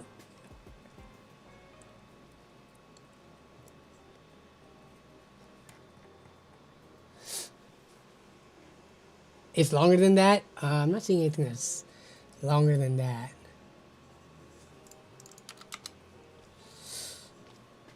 Sorry, we're going on a far tangent here. I was just curious to hear everybody's opinion. It doesn't look like there's anybody who's too for it, right? And I totally understand. Some people, like, some people strongly support or strongly dislike certain presidential candidates or presidents. But it seems like there's a strong agreement in chat, whether or not you're team left, team right, team red, team blue, team Democrat, team Republican, team conservative, team liberal or progressive, whatever. It doesn't look like anyone is really condoning, at least in our chat, which I think is good to see, condoning what Trump has done, which is kind of crazy because there are people out there who will defend this man to the ends of the earth. Elon Musk is the actual VP, that is true.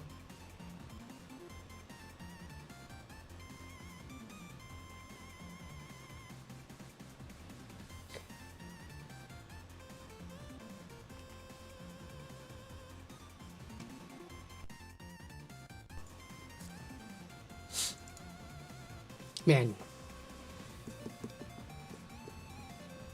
Should I stream tomorrow morning trying to get a card? I'm probably not going to get a card. And then I'm going to lose sleep and not get better. No. No, I can't. I can't. That would be fun to do if I wasn't sick. To wake up at like 5 a.m., start the stream, and get ready to see if I could get a card from any of the websites. But I don't think that's happening. I'm like dying over here. How everything. I'd love to know his honest thoughts. Yeah, it's really interesting. Like, I don't consider Trump to be a Republican, to be honest. I don't consider him to be conservative. He is something else. Like, so...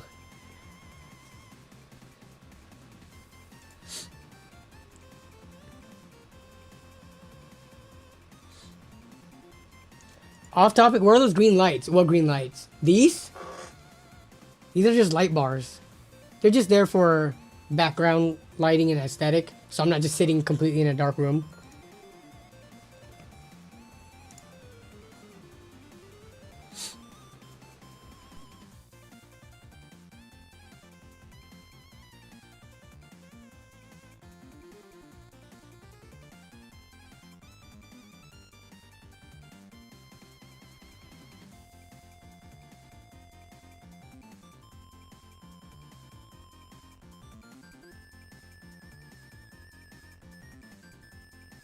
Sorry. I was muted from the cough, sorry. Yeah, the green, so I did green, these are just light bars, but I did green because we're talking about Nvidia today, for the most part. So, okay, Psychoholic 1000, Trump supporter here, and I think the Trump coin is about the dumbest thing I've ever seen. Yeah, I mean, I'm glad that even as one of his supporters, you can call him out on stuff like that.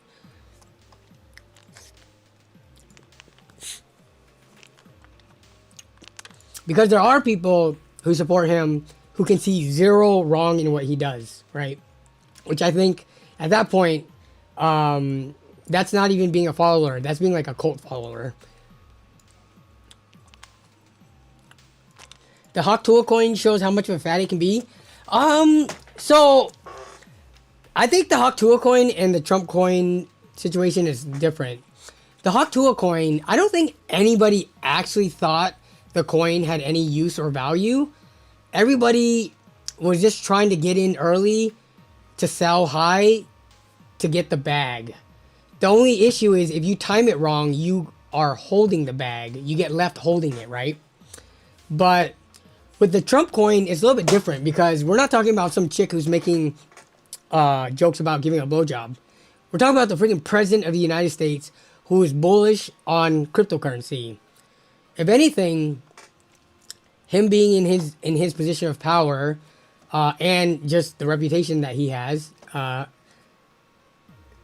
people probably think that the Trump coin will have utility and have sticking power and be useful one day. And then, of course, there's going to be the people who try to make a quick buck off of it, getting in early again.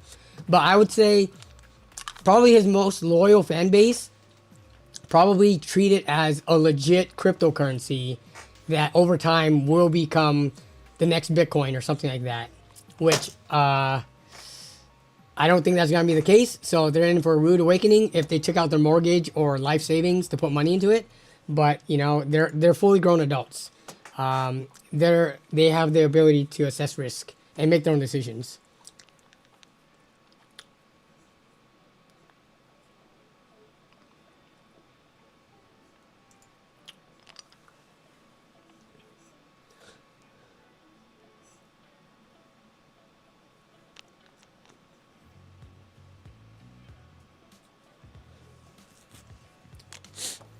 All right.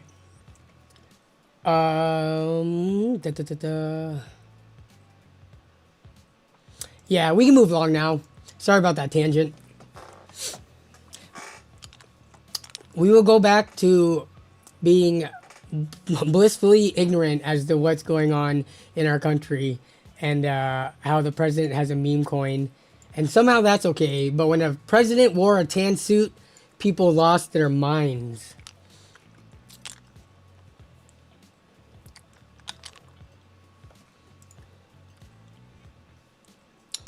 Let's see.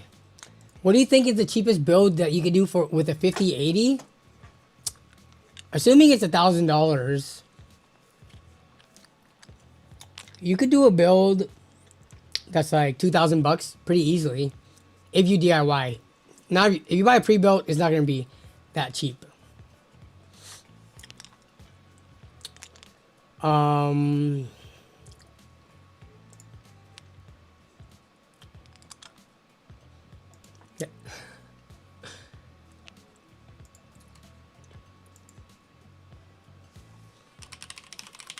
CPU doesn't need to be top of the line, but let's see what we can build in PC Part Picker. And we're just going to choose a graphics card that's $1,000. So we're going to choose a non-existent or $1,100. Sure. Let's see how close we can get.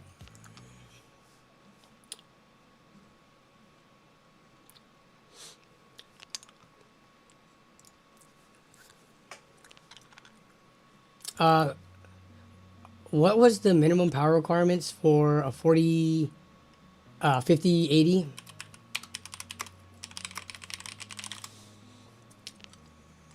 850. We'll go with 850.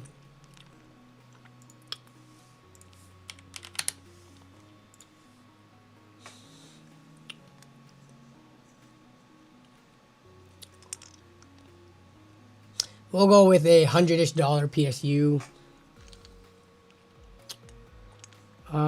I'm pretty sure it can run on a 750. According to, well, that was the AI answer. Whoops. Let me go to where's the real answer at? Corsair? Okay, 850.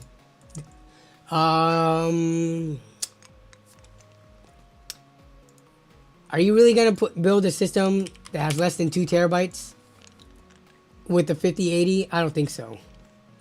And is really gonna be anything except for that's slower than a Gen 4 SSD? Probably not.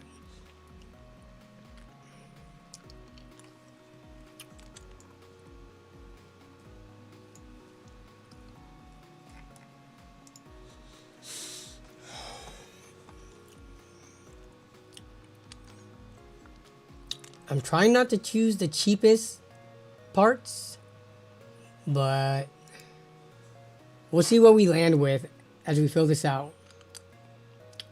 I'm pretty sure you could get away with it. Yeah, as long as it's not like some Apivia whatever unit, or you know, Diablo Tech. All right. So we need all these things no matter what. You need a power supply. You need storage. And let's see memory. I think you'd be good with 64 gigabytes. And it's probably going to be DDR5.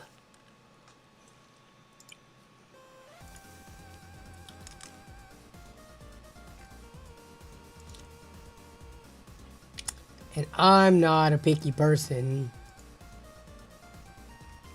Or actually, where is it at?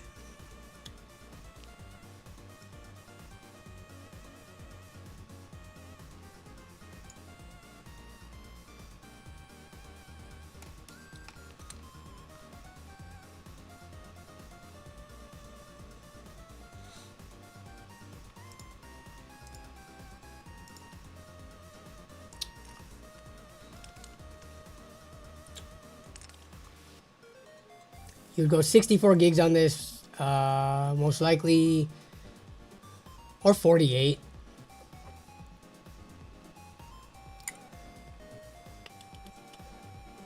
Where are you at? Where are you at? Where are you at? 2x32. Okay, here we go.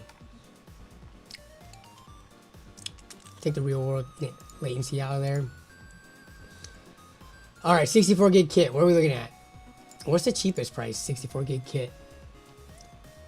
For like some 4800, 130. Okay, so we're gonna sort by the fastest first world latency, but we're not gonna pay no $200 for it.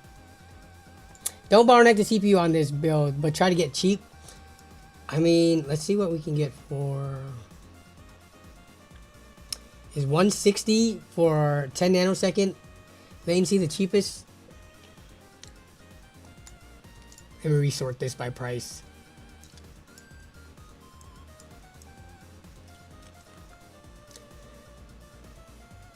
Is it the Silicon Power Pulse Gaming Kit? No. These are slightly cheaper.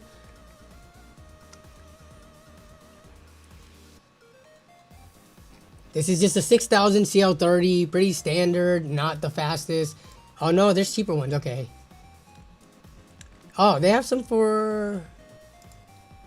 Alright, we'll grab this one. 143 for the RAM. Get the G-Skill Ice RAM? No, that stuff. That rip-off stuff. Okay. So, CPU for this. Where are we at right now? We're at $1,460. We still need a cooler, motherboard, and a CPU. I don't think we're fitting X3D chip in here under $2,000. Now, if we do edit this one, how do I... Let me edit this. Let's put 1,000. Let's just assume you get one for 1,000. That frees up some money. I still don't think we get X3D chip in here. Let's see.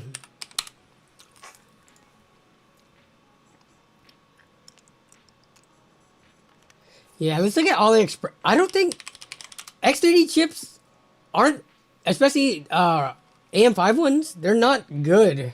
The prices aren't good here. Like 9800 X3D. Let's take a look what AliExpress has. Cheapest one is $600. AliExpress is great for AM4 stuff and some AM5 low mid-range to low-range stuff. But you're not getting any discounts on 7800 and 9800 X3Ds. This was $400. Yeah, you can get them. Actually, this one's slightly cheaper. Yeah, Micro Center would be the way, but that doesn't really count because not everybody have access to it. do Micro Centers rarely have 9800 X3Ds right now in stock? Because I know they have like the motherboard CPU RAM combos, which could do it, but we're trying to find like from online here, just for, you know, for the majority of us who aren't blessed with a Micro Center.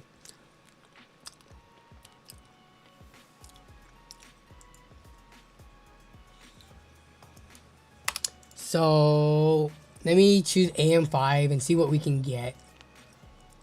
All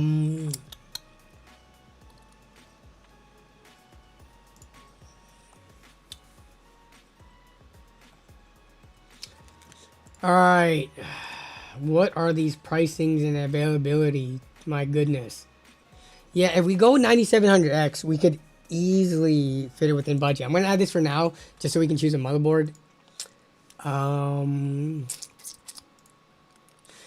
Bro, we're going B650 budget here.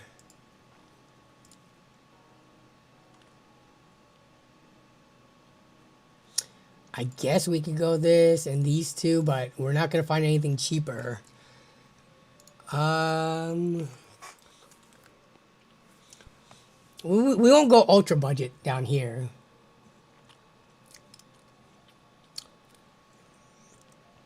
We'll go, and I'll go ATX, no micro ATX. MSI Pro, still a pretty entry-level board. Asus Tough board. These are all still very entry-level boards. I just don't like the idea of spending 200 bucks on a motherboard.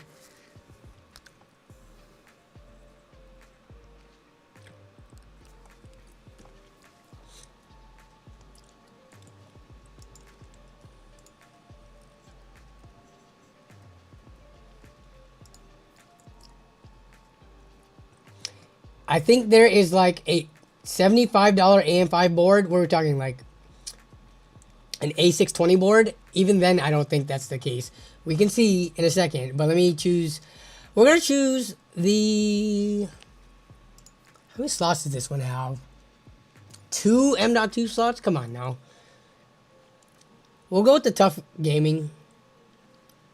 Actually, let me look at the B850. Yeah, the B850 isn't looking any that much better. So we'll stick with B650 chipset. And no, I don't care about PCIe Gen 5.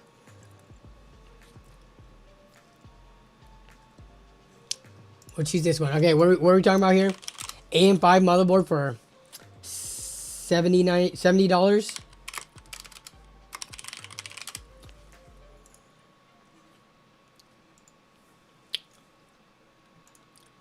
The one you saw a week ago, I'm not sure if I even believe that, honestly. Even A620 motherboards, you must have saw a used one-off listing or a scam listing. Oh, wait. No, you're right. Here it is. For some reason, it did not pop up, even though AM5 is in the title, and I said AM5. Yeah, we're definitely not going to use this in a build with the 5080. But this is about as naked of a motherboard as you could get.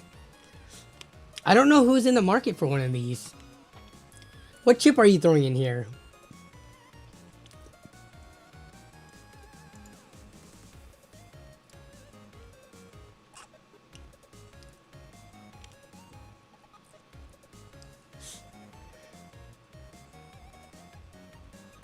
Did something, what do you mean? What bad happened? But yeah, I don't, if you are in the like budget range of buying AM5 parts, given the cost of the RAM, the CPU you're likely going to get, and everything else you're going to be pairing with that AM5 chip, I don't know where it would make sense to spend $70 on a very bare bones motherboard like this. Office PC that you could upgrade. Yeah, Office PC that where you aren't like putting in a decent graphics card and everything else. But I mean, what what CPU would you pair with this? What is the lowest end available that we can buy right now on either Amazon or AliExpress AM5 processor? Did the 7400F come out yet? Someone, I think, mentioned that on Jason's stream. 7400F. Oh, it's available now. So it'll probably be this thing. But this thing is, assuming it's not that much slower than the 7500F, this thing is very capable. Like, the parts that you're going to be putting into a system with this deserve so much more than a $70 motherboard. But this is the... Where are our Ryzen 3 AM5 processors? Where are the 4-core 8 threads?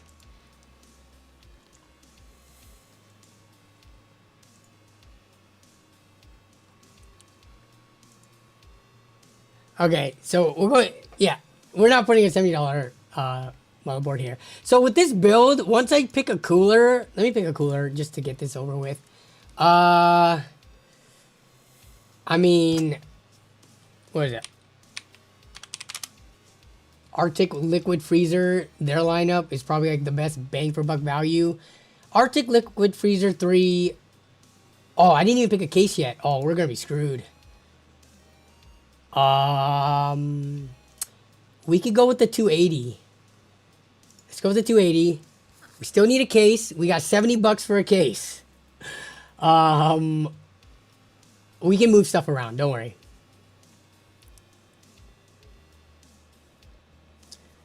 But let's see what case we can find within our price range. That's decent. We have like $80 to spend.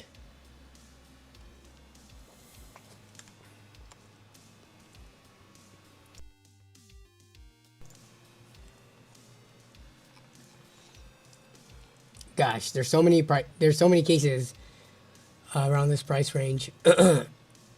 We get the Pop Air.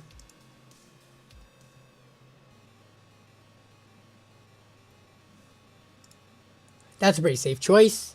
I don't think many people are going to disagree with that. All right, $2,000, slightly over. PC build with a quote-unquote. This is supposed to be a 5080, assuming you can get it for $1,000.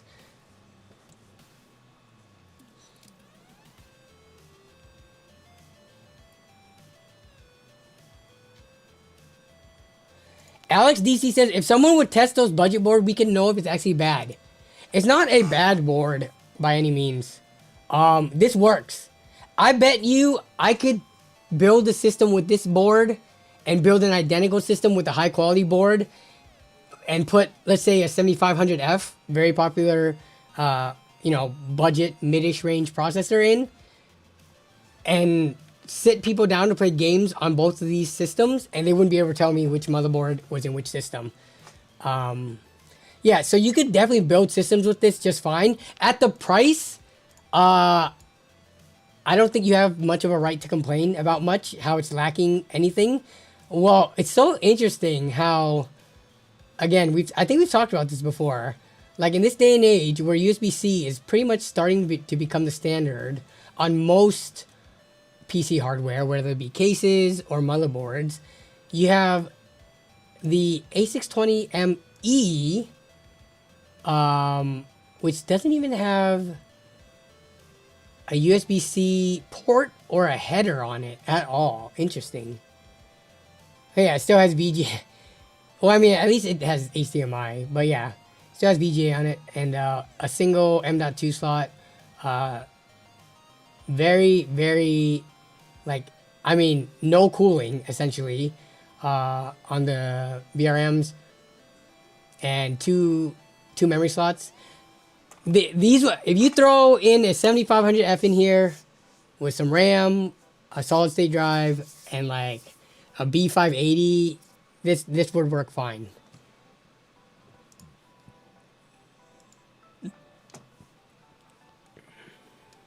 Didn't he pick a micro ATX motherboard? Did I? No, this is a full-size ATX. It's fine. But I have everything, right? I'm not missing anything for this build?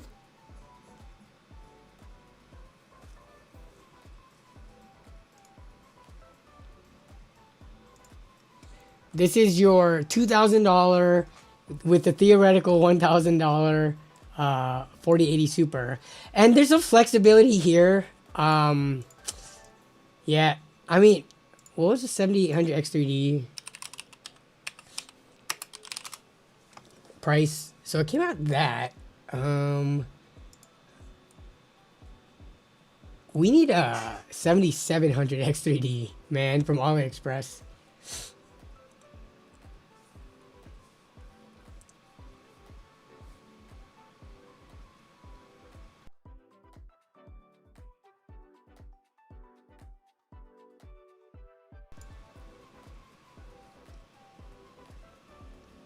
Is VRM cooling necessary? It affects performance, but not on low-end chips.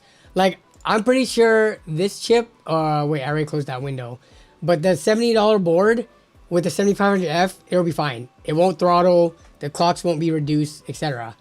It's when you have higher-end chips that require more power and cause the VRMs to heat up more.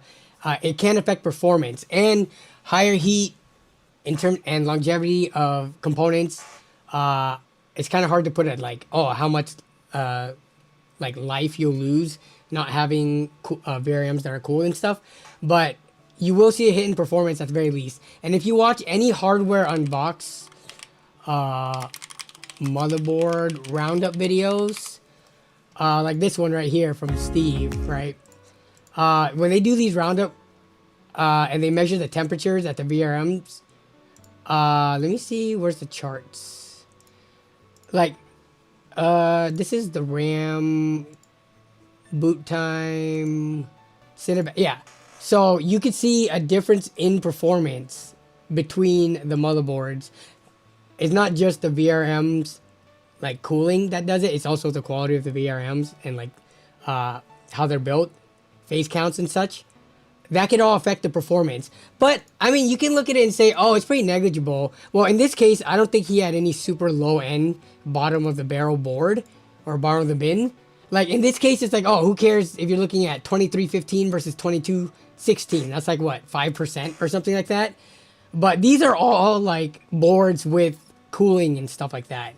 If he threw in a board with zero VRM cooling that costs $70, we might be seeing a number that is way less than 2200, right?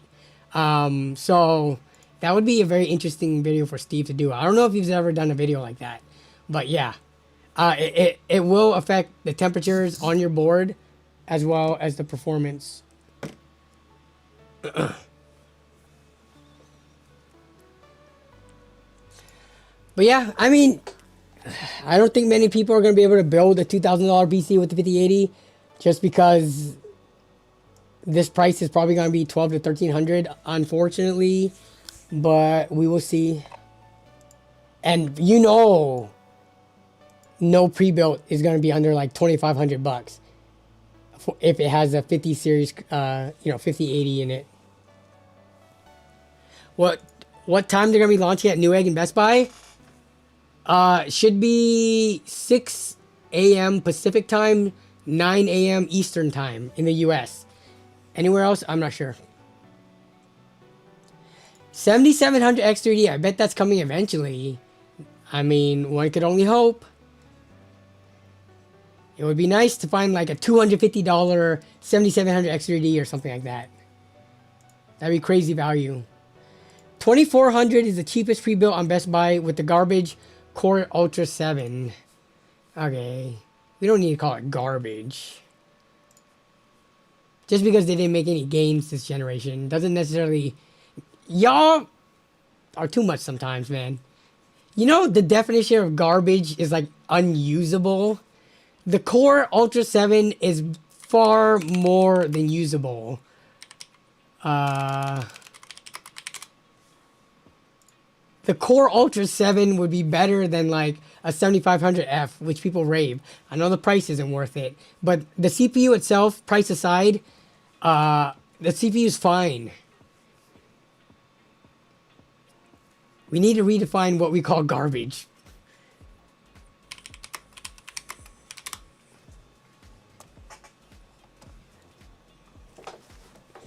I mean, if it see when I talk about the 7700 X3D, I'm talking like the an AliExpress special, kind of like the 7700, the 5700 X3D. All right, 5080 PC, lowest price. There it is. That's the one that you're probably talking about. What's the next lowest one? 2700 for a laptop, and then the next one in a desktop is with the Y40 Intel 14th gen i9. Okay, for $2,900. Let's take a look at this thing.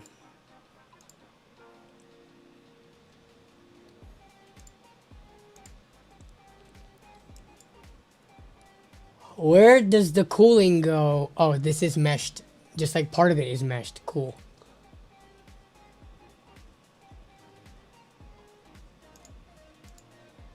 Okay, price aside is the thing. Price still considered. It's still not like garbage. I think you're watching too many YouTubers who are being like extreme. We could go right now and look at the benchmarks of the Core Ultra series.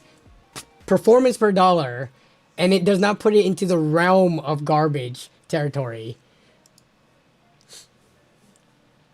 To be garbage territory, you literally have to be paying the same price and getting like 50% performance or something like that. That's not the case.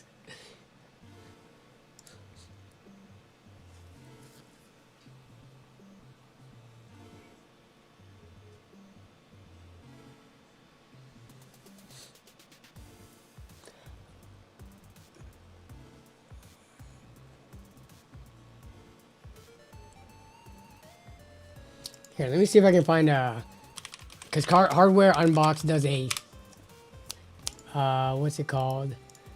Core Ultra. Let's take a look at their charts and look at the way people talk about these CPUs.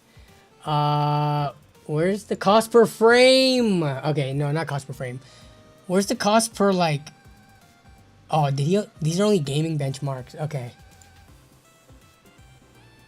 Let me see. Cost per frame. Where's the Core Ultra?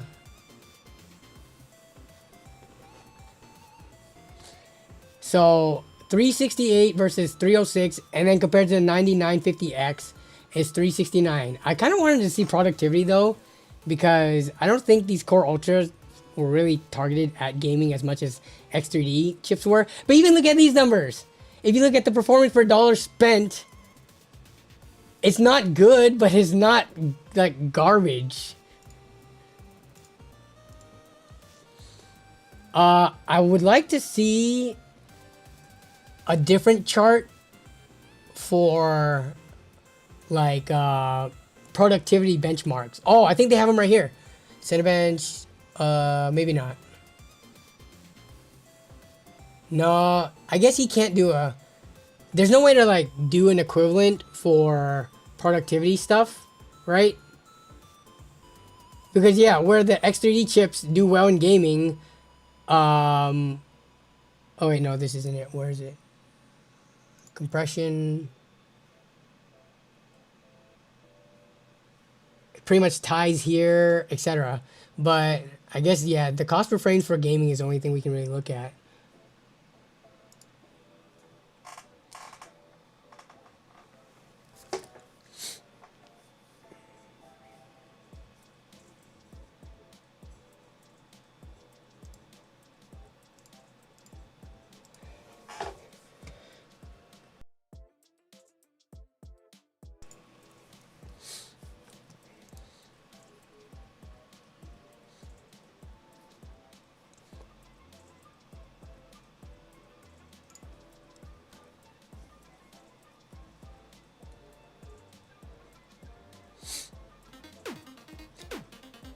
AMD cards don't get enough. What love can I give AMD cards? First of all, they get plenty of love. They just haven't released anything in this current gen yet. I gave them plenty of love last generation, kind of. No, I gave them plenty of love in the 6000 series. 7000 series, I gave them pretty positive marks on the mid-range stuff. But I can't... I still talk very well about 6700 XTs, 6600 XTs and stuff. But until we see what the 9070 series looks like, we can't do anything. What up, Ballsonic? Thanks for the membership join. Upgrading from a 3090, 24 gig. Do you think the 3090 is going to be worth the upgrade? I don't. It's hard to answer these questions. We'll go back to the chart. A 3090 literally comes in at less than half of the performance of a 5090. Is it worth the upgrade? Is it worth you pulling $2,000 plus out of your pocket to pay for to get double the performance? I don't know. Are you not happy with your 3090? I feel like buying a 3090, you should be happy for more than 2 gens worth of products.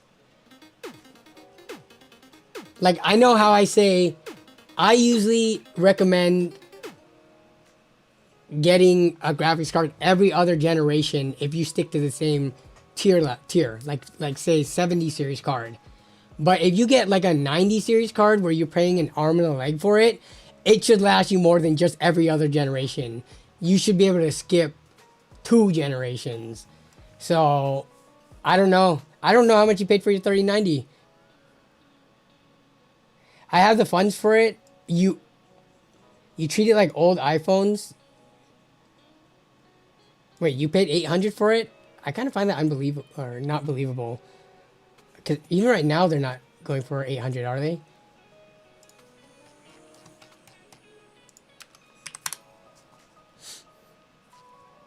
At least not average price. Yeah, 3090s right now. Wait, let me get rid of that. What's the cheapest working condition? Oh no, you can get them for 740, 700-ish. Okay.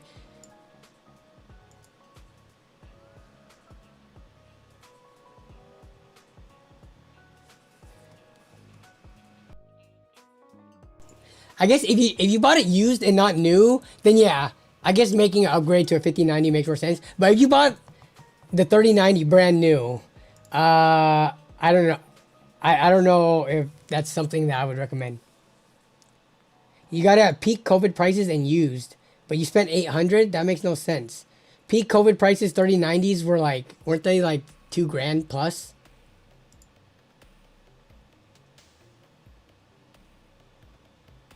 Yeah, but what do you mean by 800?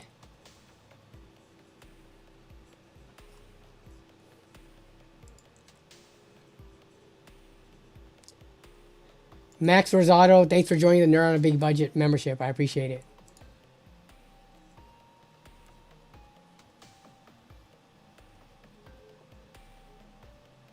Guy's business went under and selling things off to recover. Okay, so you got it for 800. Got it. 32 months membership, Nerd on a Tight Budget. Thank you, Shauner. It is crazy, right? Let me see what the longest membership is. I forget. I don't keep track of these things. I got to go to my YouTube creator panel for that. But let me see.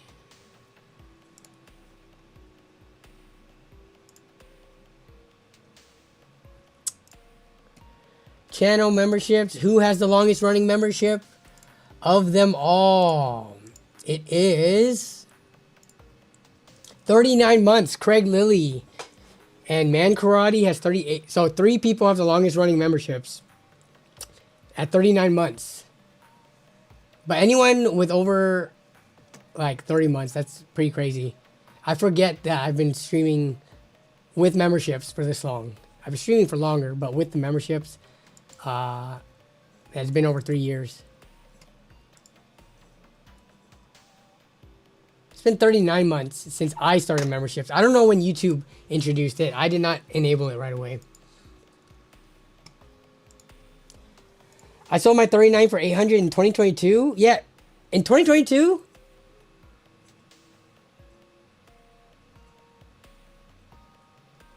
That sounds like you would have lost money.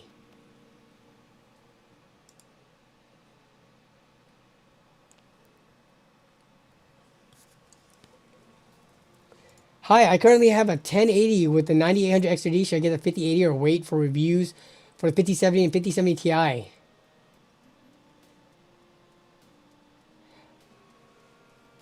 It's hard to say not knowing the prices of the, well, the street prices of how everything's going to fall.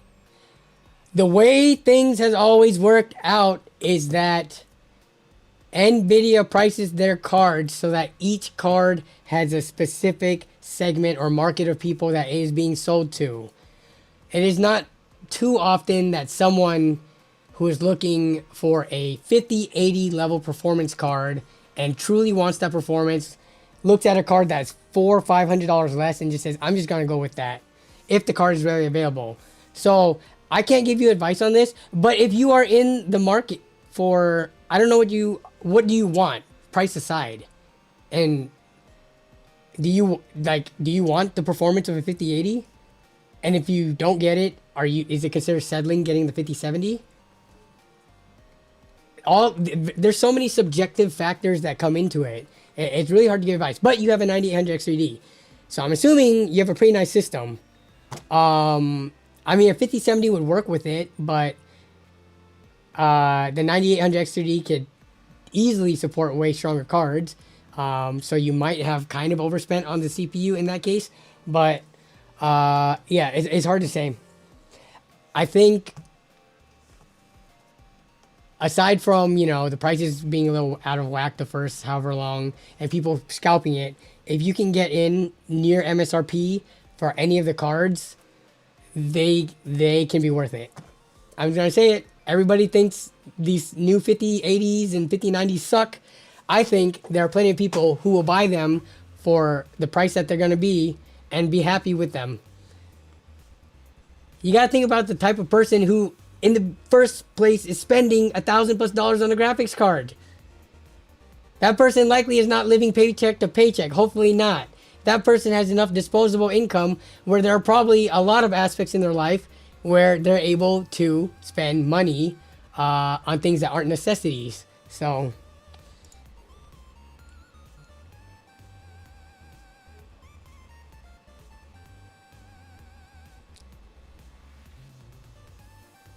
I think people just love to waste money and wonder why they're in debt. I mean, I think a lot of these people, I mean, you've seen these PC enthusiasts. A lot of them, when you don't have other hobbies and PCs are your main hobby, dude, $2,000 on a graphics card every couple of years, I guess, versus, have you seen photographers, the ones who aren't professional photographers, hobbyist photographers, that go and drop thousands of dollars on a single lens when they already have other $1,000 lenses? Have you seen the droning hobby? Have you seen cars? You know how much a crappy car costs and how much time, effort, and parts and, like, you know, cost in parts it is to restore cars, classic cars. If you're in the JDM scene, all that stuff. Yeah, PC building and gaming is like relatively inexpensive. I do agree with you though. There are people who are raised on credit cards and don't know the concept of like paying off your credit cards right away and accruing interest and things like that.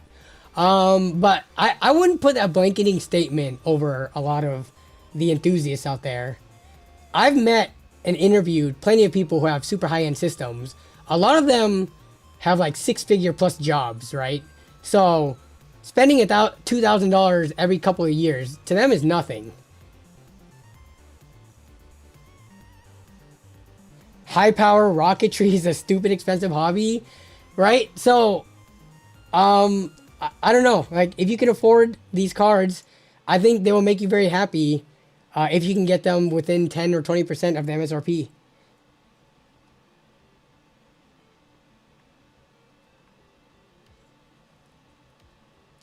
Keychron says, I want to run more than 400 FPS at 1080p competitive games like Fortnite, Overwatch, and other games. I don't know if... Here, let's do an experiment. So you want... Let's just say... You said Fortnite. The Fortnite... Let's look at 4090. 9800 X3D. There's got to be people who have posted this, right? I'm not, okay, here we go. Fortnite on the highest end system at all the resolutions, at all the settings.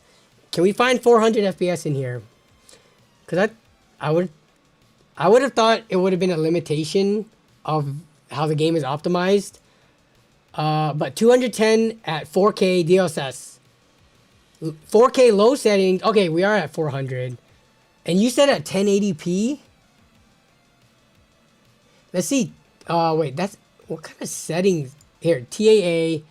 So at 1080p, maxed out settings, no DLSS. It's with TAA. For at what the time was the best graphics card and best gaming CPU, you're looking at 300 FPS. If we look at the chart, the 5080 is worse than a 4090. The only way you're getting 400 FPS is if you lower the settings, apparently. Because at DLSS, wait, what is this now? Yeah, this is DLSS quality, and you're at 300. This is at low settings TAA, and you're barely getting 400 FPS. My question is, are you a pro gamer? Like, why do you need 400 FPS? Do you have a 360 hertz or 480 hertz monitor? Or is the latency thing, you know, pushing higher frames than your monitor to get the improved latency for your mouse clicks and keyboard presses? Is that even like a noticeable difference to you? Are you that elite of a gamer? I'm trying to think, why do you need 400 FPS?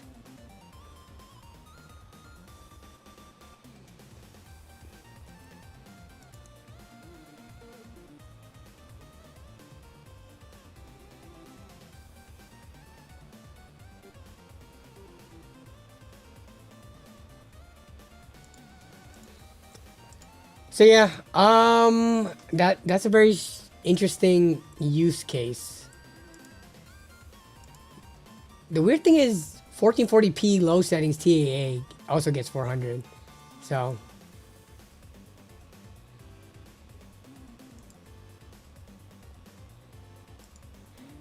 DJ1i28 has the MSI B550 Tomahawk Max DDR4 AMD. Dude, thinking of getting a 55,000 series card. Do you know if my mother will be fully compatible? Yeah. You got Gen 4 PCIe compatibility. And if you saw the Gamers Nexus video, where he tested the Gen 5, Gen 4, even Gen 3, the difference is like pretty much negligible. And you're probably not getting a high-end card. When you say 50 series cards, I'm assuming you might be getting like a 5070 or something. You should be fine.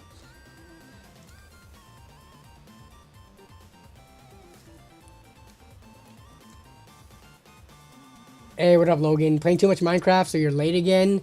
All good.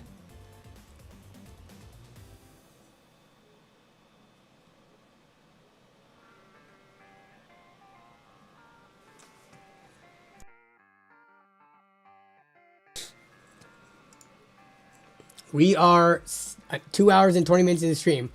I need to end so I can have dinner and then get to sleep early so that I can maybe wake up and try to snipe a card before 6 a.m. But we'll hang out for the next 5 to 10 minutes and then I will go. All right, what are people actually saying in the chat? Spend 500 on an AMD card. Please do not get a 50 series card. Well, AMD's $500 cards, we don't know much of the details about them yet. And what, they're not going to launch until March, right? So people are going to have to wait. I rarely say wait till the next gen of cards, but the 9070 and 9070 XT seem like they might be interesting enough that I would say wait. But we don't... AMD cards are never actually super sold out, right? They're sold out on like day one, but you can usually get them in the coming months pretty easily compared to Nvidia cards for basically the MSRP. So if you have $500 and are looking for a graphics card, AMD will be like a safe bet to get something in your hands. Now, if you are anti-AMD or if you need Nvidia features or ray tracing or RTX Studio or RTX Voice or whatever the heck, all their AI stuff, implementations for streaming, etc., then you might be a little out of luck. But we'll see what if AMD brings anything else to the table when it comes to the feature sets that they have.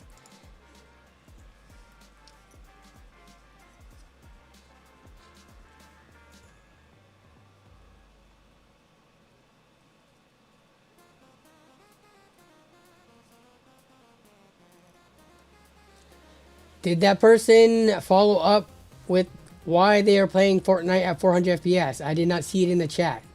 That was Kevon. Are you still there? A lot of people are questioning why you are trying to play Fortnite at low settings at 1080p with a brand new high-end card.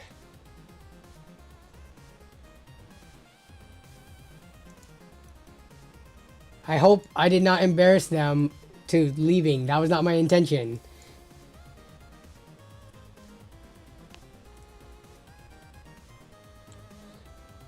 You're crazy, man. Anything sub 9800 X30 is literally a paperweight. That's not true.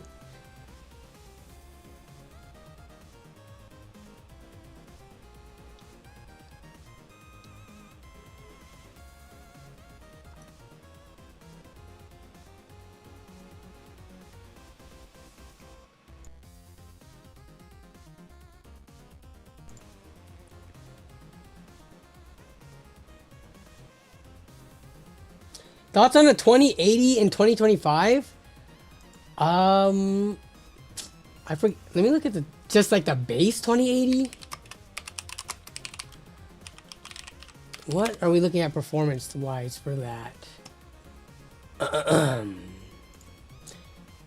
2080 is looking around 4060 performance level. My thoughts on it, I think it's viable. Yeah, I think it's fine. If you can get it for cheap enough in the used market. Like, that's kind of like for a, I'm not going to say mid-range, but whatever below mid-range is, card. Because people don't think the 60 or 600 designation cards are considered mid-range anymore. Everyone calls these entry-level, which I don't necessarily agree with. But yeah, I mean, it's in the ballpark of, the B580, which, you know, very viable. But you're talking about sub $300 graphics cards here.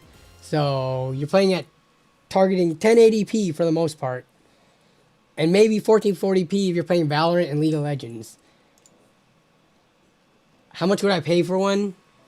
For a 2080.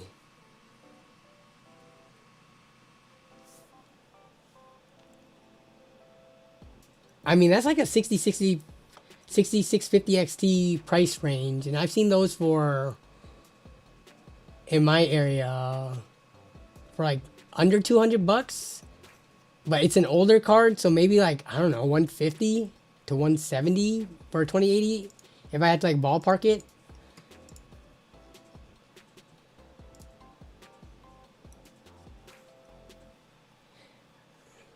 $2080 Ti is much better! Exclamation mark. Yeah, but it's gonna be much more expensive too. Same with the Super. You could probably get a 2080 Ti for $250 or $275 on Reddit.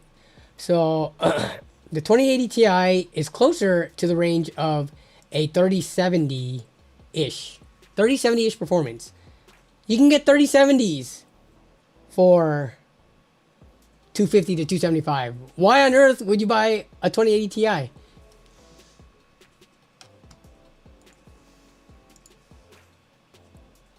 2080 Ti has 11 gigs of memory. I guess for 3 extra gigabytes of VRAM. But I don't know if that price and performance translation works out to it being better. Yeah, you have 3 more gigs of VRAM, but if you look at the benchmarks for games right now, the 3070, let me actually look at multiple sources. I'll just look at Tech Power Up. Tech Power Up had the 3070 at higher, but let me look at actual gaming benchmarks to see.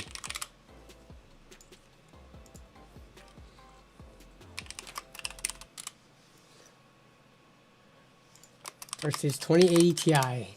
Do we have any like 2020, 4 years ago? Ain't nobody trying to see that. We're trying to look at the most kind of like more recent videos. Here we go. GPU tester.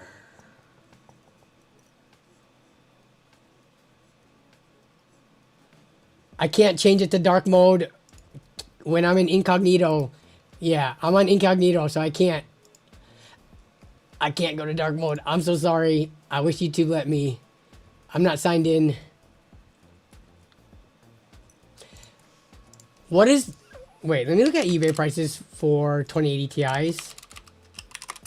Because it's a Ti card, I feel like it's going to be more expensive than the 3070. So the only thing it has going for it is VRAM. But if the price is higher and the performance is less, regardless of VRAM, then I don't really see the point in buying it. Like, I know everyone's up in arms about the whole VRAM thing, but I'm sorry. For the people with 3070s out there, is your gaming just like completely busted now that the card is at 8 gigabytes?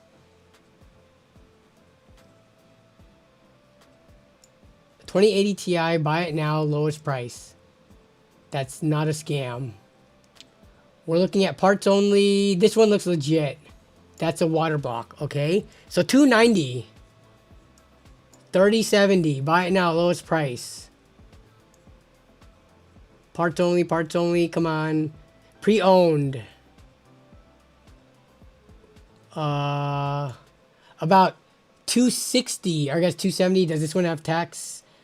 So about 270 something versus 290. This one is one gen. Oh wait, no, that's a 3060. What the hell? Here we go. 275. This one. Sorry, it's the same price. 275.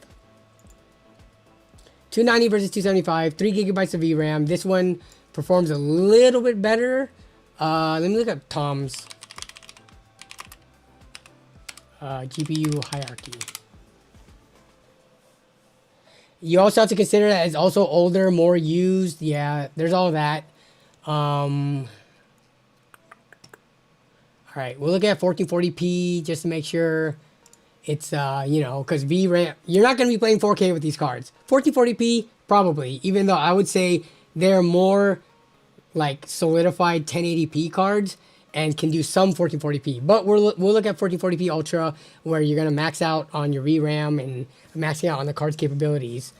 So 3070 here, 2080 Ti. Yeah, 3070 slightly edges it out here on Tom's Hardware and on Tech Power Up. And I'm sure if I looked up the hardware unboxed video, it will also slightly edge it out there. So yeah, I don't care about 3 gigabytes of VRAM. These cards are old enough where you're not trying to play freaking Indiana Jones at 1440p ultra settings, maxing out the VRAM like that. I can understand complaining about 5080 VRAM being low because it's a brand new card. We're talking about cards that, especially the 3070, it is still a very popular card. People like the 3070. It is pretty much, it's been its whole life that it has existed. The 3070 has been, when it comes to like negative versus positive reception, it's on the positive side, right? Looking back and comparing it to like a 2080, I can't be convinced that the 2080 for a little bit more money, being an older card with more, potentially more wear on it, especially since it was a card of the mining craze, I can't be convinced that it's the better buy.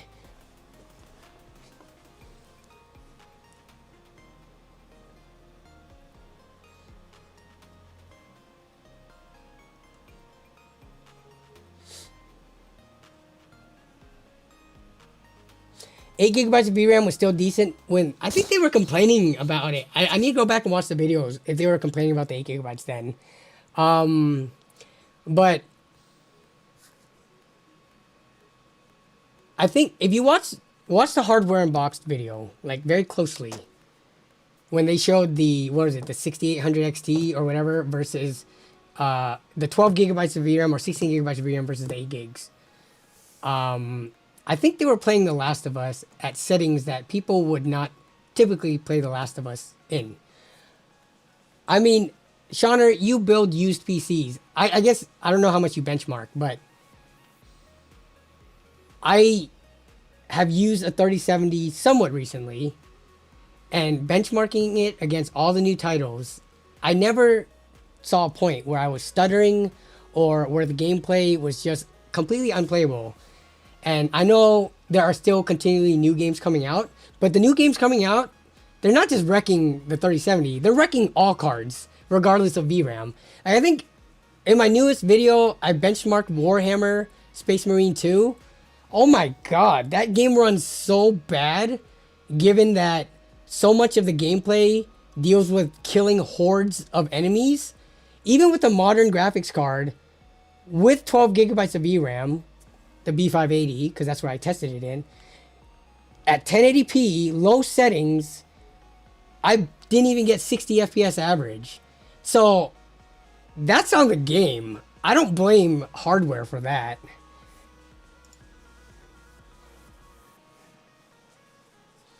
Yeah, yeah, definitely. I think they said more VRAM would be nice.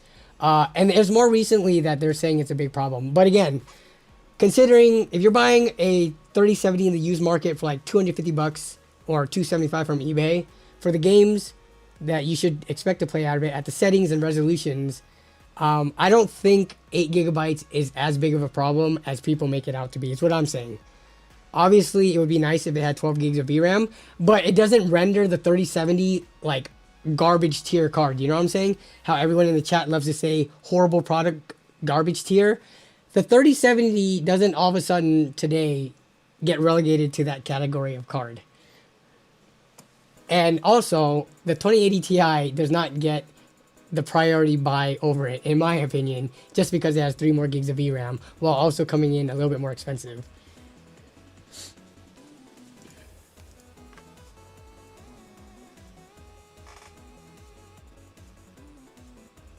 Mike Brazzone says 9800 X3D equals, with a 5080 is a waste of money when you can attach a 7900 XTX or a 4090/3090 24 gigabyte card to it.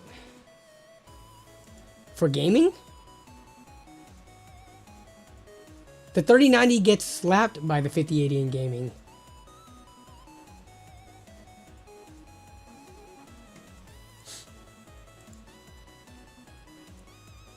$24 gigabytes of VRAM doesn't save the 3090 and make it all of a sudden better than a 5080.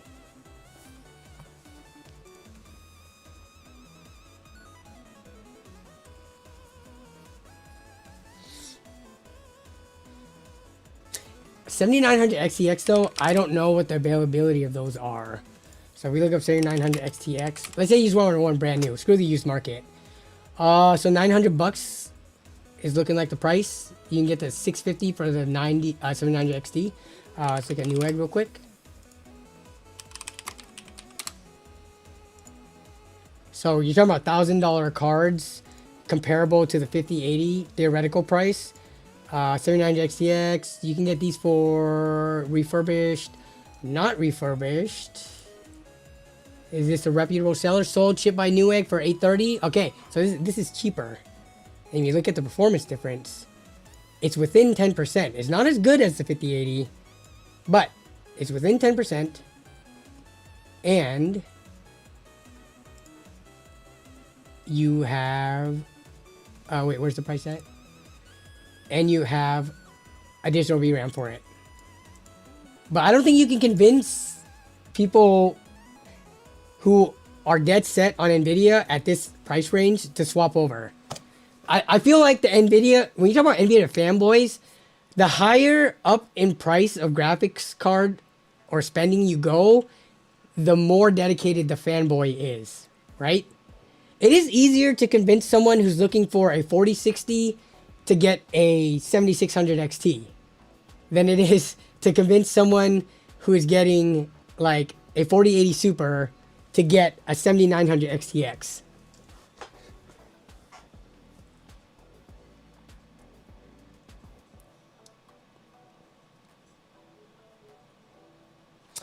Will the 7900XTX have DLSS and multi-frame gen? Not Nvidia's version, but it will have its own version of frame gen, not multi-frame gen, I guess, and not DLSS, but FSR, and I guess XeXS. All right, I went on for way longer than I intended. I hope Artifacts won't be there. Thank you for your response. Artifacts, I haven't even seen real reports of artifacting with AMD cards for like the longest time. That's not a thing, that's a problem. But yeah, good luck to anyone who's trying to wake up tomorrow to get these Nvidia cards. I might be a part of that crowd, we'll see. But I think we have a very exciting stream next week, regardless of what happens. So I look forward to seeing you all same time next week, and we shall discuss the chaos that ensues once these cards go live tomorrow. And remind me to do some scalper window shopping in the local market and on eBay. If I forget. I shouldn't, but remind me if not. But otherwise, good luck to getting any of the cards you're trying to get. Have a great rest of your day. Have a great rest of the week. And have a great weekend coming up. I will see you all next time. Bye-bye.